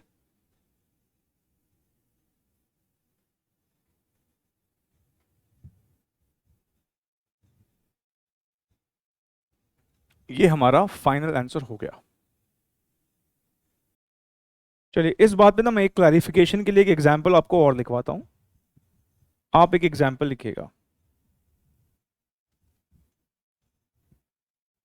प्लान ए,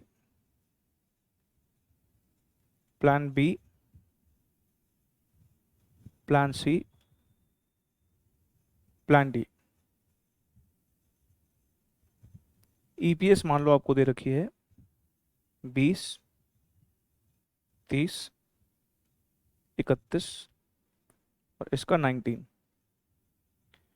अच्छा, अगर मान लो अभी सिर्फ ईपीएस के बेसिस पे डिसाइड करना हो तो हम फिर क्या बोलेंगे, plan C is the best option. ठीक है, लेकिन मान लो अब आपको पी रेशियोज भी गिवन है, इसका 15 गिवन है, इसका 10 है, इसका 9 है और इसका 13 है। तो क्या हम एमपीएस निकाल सकते हैं? हाँ सर बिल्कुल, ईपीएस को पी रेशियो से मल्टीप्लाई कर दीजिए। पहले वाले का एमपीएस 300 रुपये आएगा, दूसरे वाले का भी 300 रुपये आएगा। जरा तीसरे वाले का बताना 31 को 9 से मल्टीप्लाई करके।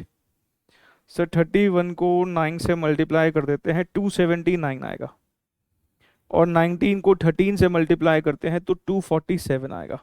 ठीक है, अब इस बात को ध्यान रखेंगे, ऐसा नहीं है कि अब हमें डिसाइड ही ईपीएस के बेसिस पे करना है ना। कुछ बच्चों को लगता है कि चलो एमपीएस देखो क्लैश कर गया, और हाईएस्ट वाला एमपीएस क्लैश होना चाहिए। हाईएस्ट एमपीएस क्लैश हो रहा है, कौन सा वाला, 300 वाला, ये हाईएस्ट है। और इन हाईएस्ट एमपीएस में जिसका ईपीएस हाईएस्ट होगा वो चूज करेंगे। मतलब ऐसा नहीं है कि हम ये बोलें कि चलो एमपीएस के बेसिस तो डिसाइड नहीं कर रहे, अब हम ईपीएस को ही डिसीजन क्राइटेरिया मान लेते हैं और हाईएस्ट ईपीएस 31 ले लेते हैं, हाईएस्ट ईपीएस 31 है ये ले लेते हैं। लेकिन ध्यान रखें, अगर आप प्लान सी को ऑप्ट कर लेंगे तो शेयर होल्डर की वेल्थ मैक्सिमाइज कहां से हुई? इसमें तो शेयर का प्राइस हमारा 279 है, प्लान सी तो किसी भी हैसियत से बेहतर नहीं है। तो आपको ये ध्यान रखना है सबसे पहले, जो हाईएस्ट एमपीएस वाले केसेस हैं उसी के बीच में से ही डिसाइड होगा। ये दोनों प्लान्स तो अब हमारे डिसीजन क्राइटेरिया में फॉल ही नहीं करने वाले। क्यों? क्योंकि इनका एमपीएस इंफीरियर है। एमपीएस हाईएस्ट किसका है? प्लान ए और प्लान बी।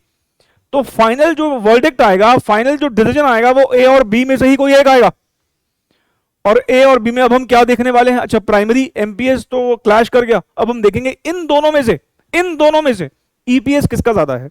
इन दोनों में ईपीएस किसका ज्यादा है? प्लान बी का। We will opt for plan B. ये ध्यान रखना है प्लीज आपको। तो आइए इसके नीचे अब आप लिख लीजिएगा। ये एग्जाम्पल मैंने तभी कराया कि इससे रिलेटेड एक प्रॉपर क्लैरिफिकेशन आपके पास आ गई है। MPS under plan A and plan B is same. In such a case, we will choose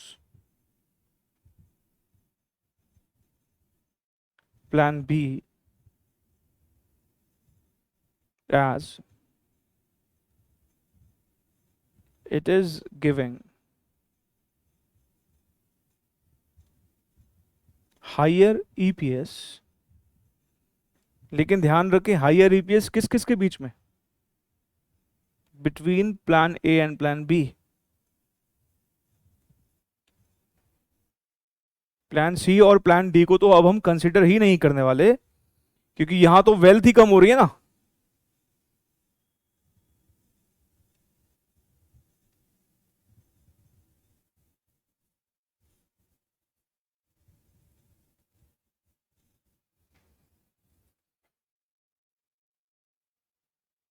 इसको कर लो नोट आप।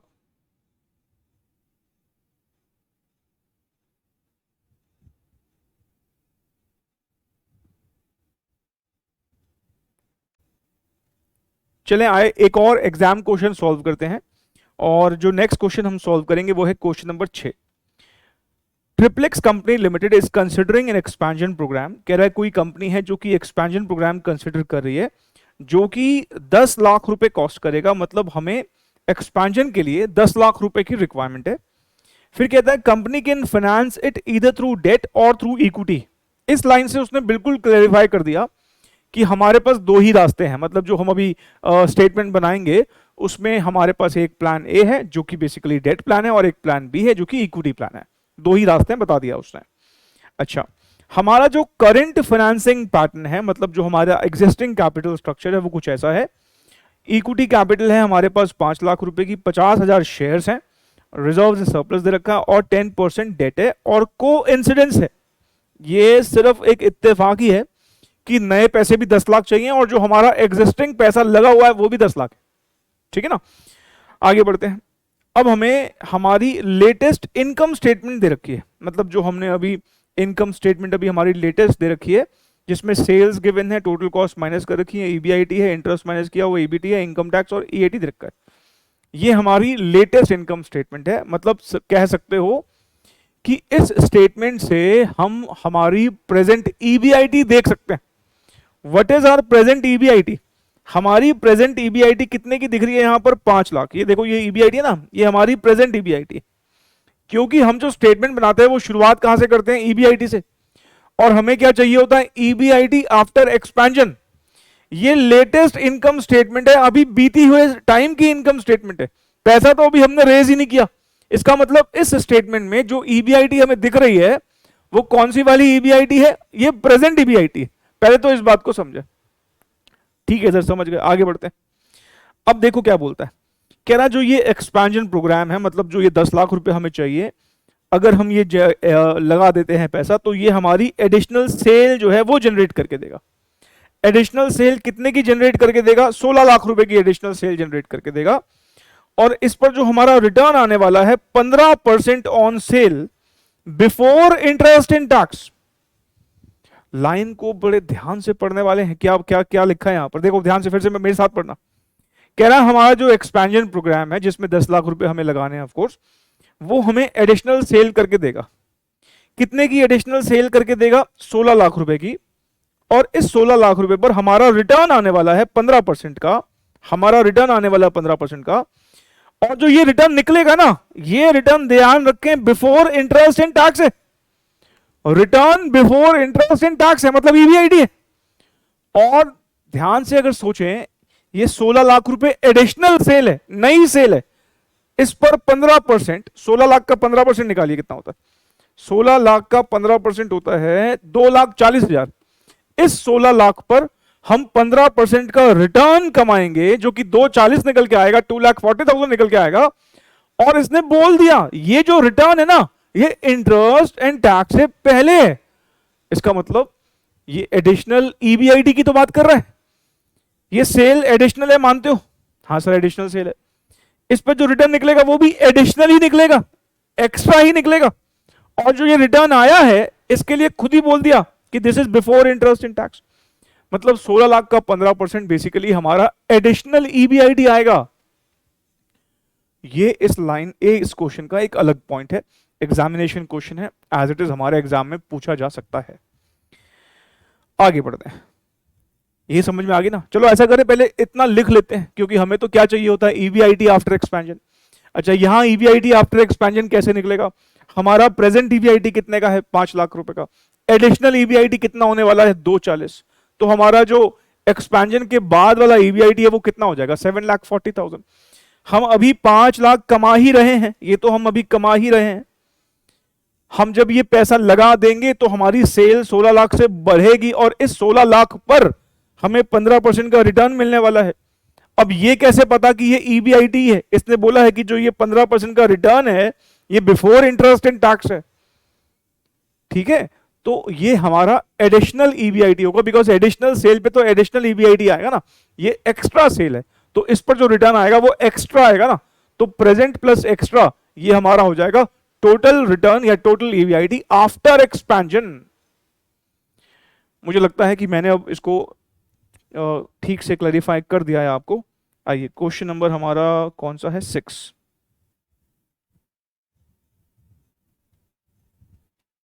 Question number 6, calculation of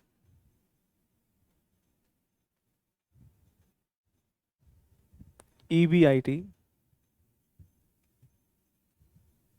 after expansion।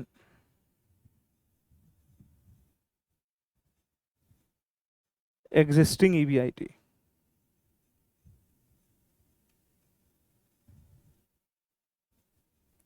₹5,00,000 plus additional EBIT 16 lakh का 15%, 2,40।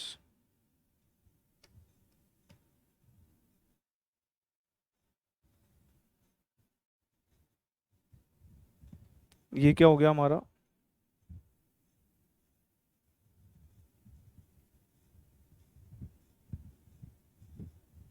EBIT after expansion.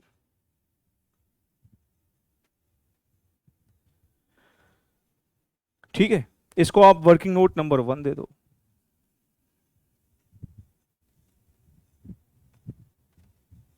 Statement showing determination of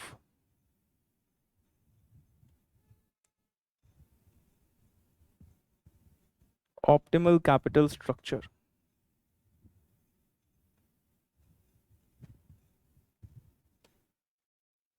ठीक है जी, आइए अब जरा पढ़ते हैं आगे का पैराग्राफ क्या है।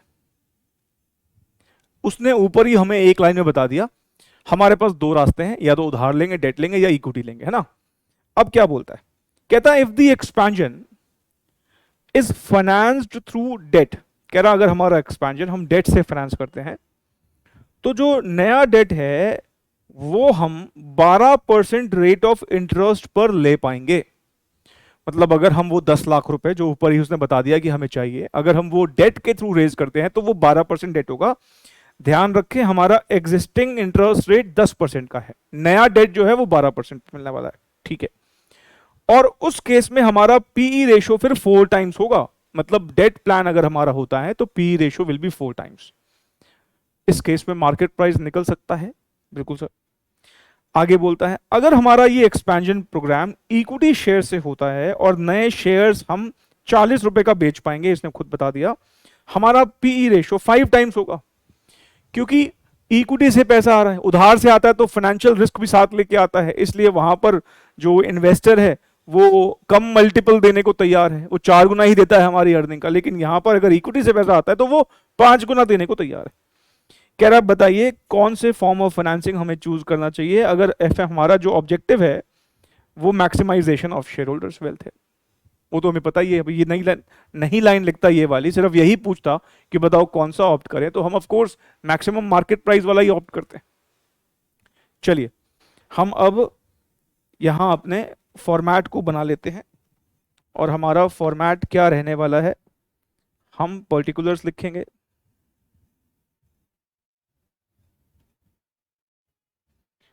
हम डेट प्लान लिखेंगे इस बार, प्लान ए प्लान बी ना करके डेट प्लान, और इक्विटी प्लान जो वो यूज कर रहा है हम भी वही यूज कर देते हैं।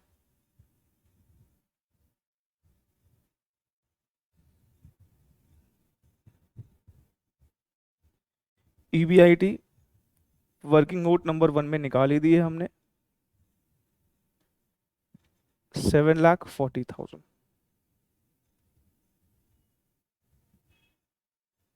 इसमें से इंटरेस्ट माइनस करेंगे, 10% डेट, ये हमारा एग्जिस्टिंग वाला डेट है। ये कौन सा डेट है हमारा, एग्जिस्टिंग डेट है। 12% डेट जो है वो कौन सा वाला डेट है, ये हमारा न्यू वाला डेट है। ठीक है, अब ध्यान से प्लीज सुने, हम ये नया 10 लाख रुपए कहीं से भी रेज करें, जो हमारी पुरानी उधारी है 3 लाख का 10%, ये तो हमें पे करना ही पड़ेगा, 30,000 रुपए। चाहे ये प्लान लो या ये प्लान लो, ये पुरानी उधारी है, इस पर तो ब्याज देना ही पड़ेगा, 3 लाख का 10%।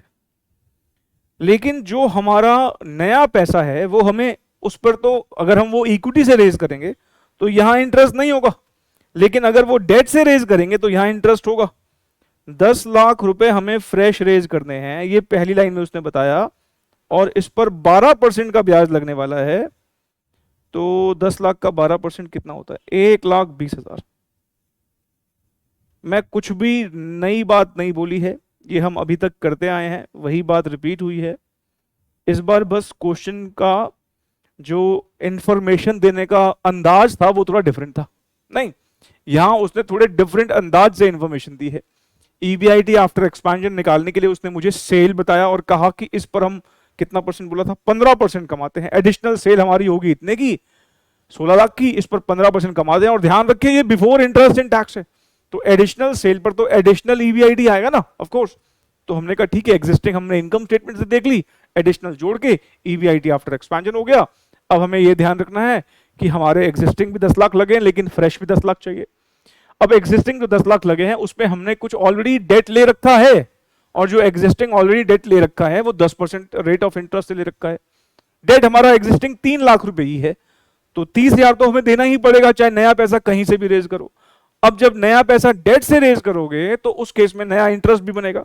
नया पैसा हमने 10 लाख डेट से रेज किया, तो नए पैसे का रेट ऑफ इंटरेस्ट लिखा हुआ है 12% का है, तो हमने 12% के हिसाब से 10 लाख पर 1,20,000 दे देना है, क्योंकि दूसरे वाला तो इक्विटी प्लान है, तो वहां तो नया इंटरेस्ट आएगा नहीं। अब यहां पर हम लिख देंगे अपना ईबीटी, 7,40,000 में से 1.5 लाख माइनस कर दो, 30 + 1 20, 1.5 लाख होता है, 590 आ रहा है, और ये 7,10,000 आ जाएगा। टैक्स रेट देखो कितना है, टैक्स रेट ये रहा 50% का है, 590 का 50% कर लो, 295, 7/10 का 50% कर लो, 3,55,000। इस बार कोई प्रेफरेंस वगैरह तो है नहीं, तो ये जो अर्निंग आफ्टर टैक्स है यही earning available for equity share holder बन जाएगा, क्योंकि प्रेफरेंस तो है नहीं इस बार। 295, 355। यहां तक पहले आप देखो क्या आपको समझ में आ गया है सब, और अगर आ गया है तो प्लीज इसको नोट करो, फिर हम आगे बढ़े। ठीक है।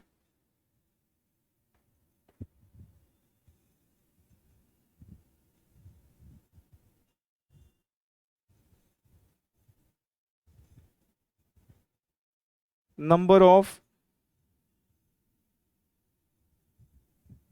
इक्विटी शेयर्स, देख लो भाई, इसमें कोई गलती ना करें आप। पहला वाला प्लान तो डेट वाला है, तो एग्जिस्टिंग शेयर ही हमारे रहने वाले, क्योंकि नए शेयर तो यहां पर हमने कोई इशू ही नहीं किए। एग्जिस्टिंग शेयर उसने खुद ही बता रखे हैं 50,000 है, ये रहे 50,000 शेयर, इसने खुद ही बताया है। तो यहां तो सिर्फ 50,000 ही आने वाला है, नए शेयर कोई आएंगे नहीं।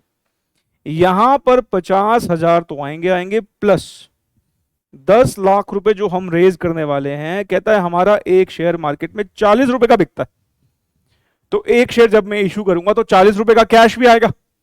एक शेयर जब इशू करेंगे 40 रुपए कैश आएगा। तो 10 लाख रुपए रेज करने के लिए डिवाइड बाय 40, कितने शेयर इशू करने पड़ेंगे आपको? 25,000 शेयर इशू करने पड़ेंगे। 25,000 शेयर इशू करने पड़ेंगे, इसका मतलब ये हुआ 50,000 प्लस 25,000, 75,000 हो जाएगा। और अब आप ईपीएस निकाल दीजिए, यही अर्निंग आफ्टर टैक्स को नंबर ऑफ इक्विटी शेयर से डिवाइड कर लो। 2,95,000 डिवाइडेड बाई 50,000, 3,55,000 डिवाइडेड बाई 75,000। तो 295 को अगर हम 50,000 से डिवाइड करते हैं तो ये 5.9 आ रहा है, 5.9 आ रहा है। 355 को अगर हम 75,000 से डिवाइड करते हैं तो ये 4.73 आ रहा है। इस क्वेश्चन में प्राइस अर्निंग रेशियो भी है, बताइए जी। कहते हैं जब भाई डेट से पैसा रेज करते हैं तो पी रेशियो हमारा 4 टाइम्स होने वाला है, और इक्विटी के केस में 5 टाइम्स होने वाला है। 4 टाइम्स, 5 टाइम्स, ठीक है। और अब आप मार्केट प्राइस निकाल दीजिए।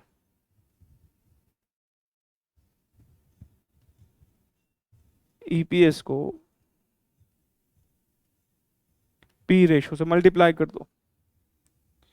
5.9 को 4 से मल्टीप्लाई करके आता है 23.6। 4.73 को 5 से मल्टीप्लाई करके आता है 23.65। 23.65।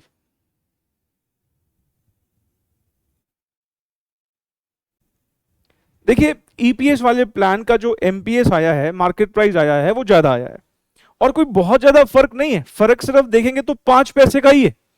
लेकिन भाई जब ऑप्ट एक ही करना है, भले ही 5 पैसे ही ज्यादा है, हम चूज तो वही करेंगे ना जहां पर मार्केट प्राइस ज्यादा है। तो इसलिए हम यहां पर अपना फाइनल डिसीजन क्या देके आएंगे कि इक्विटी के थ्रू ही हमें पैसा रेज करना चाहिए। आइए हम अपनी एडवाइस लिख लेते हैं।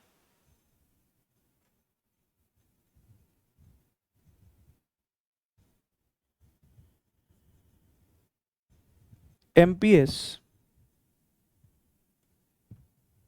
is maximum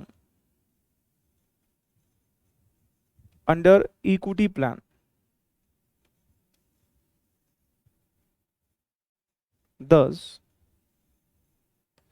funds should be raised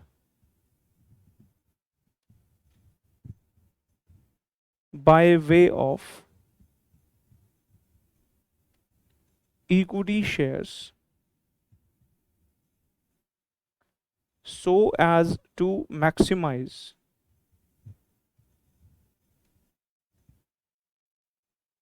shareholders wealth।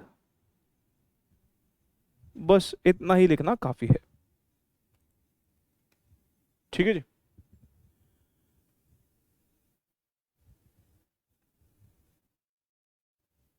आज की क्लास का सबसे इंपॉर्टेंट लेसन क्या रहा? आज हमने जो सबसे इंपॉर्टेंट बात सीखी कि ये कि हमें हमेशा ईबीआईटी आफ्टर एक्सपेंशन कंसिडर करनी होती है। भाई हम जब नया पैसा रेज कर रहे हैं तो पैसा रेज करने से कहीं ना कहीं हम अपने बिजनेस का स्केल बढ़ा रहे हैं। जब बिजनेस का स्केल बढ़ेगा तो रेवेन्यूज भी तो बढ़नी चाहिए ना।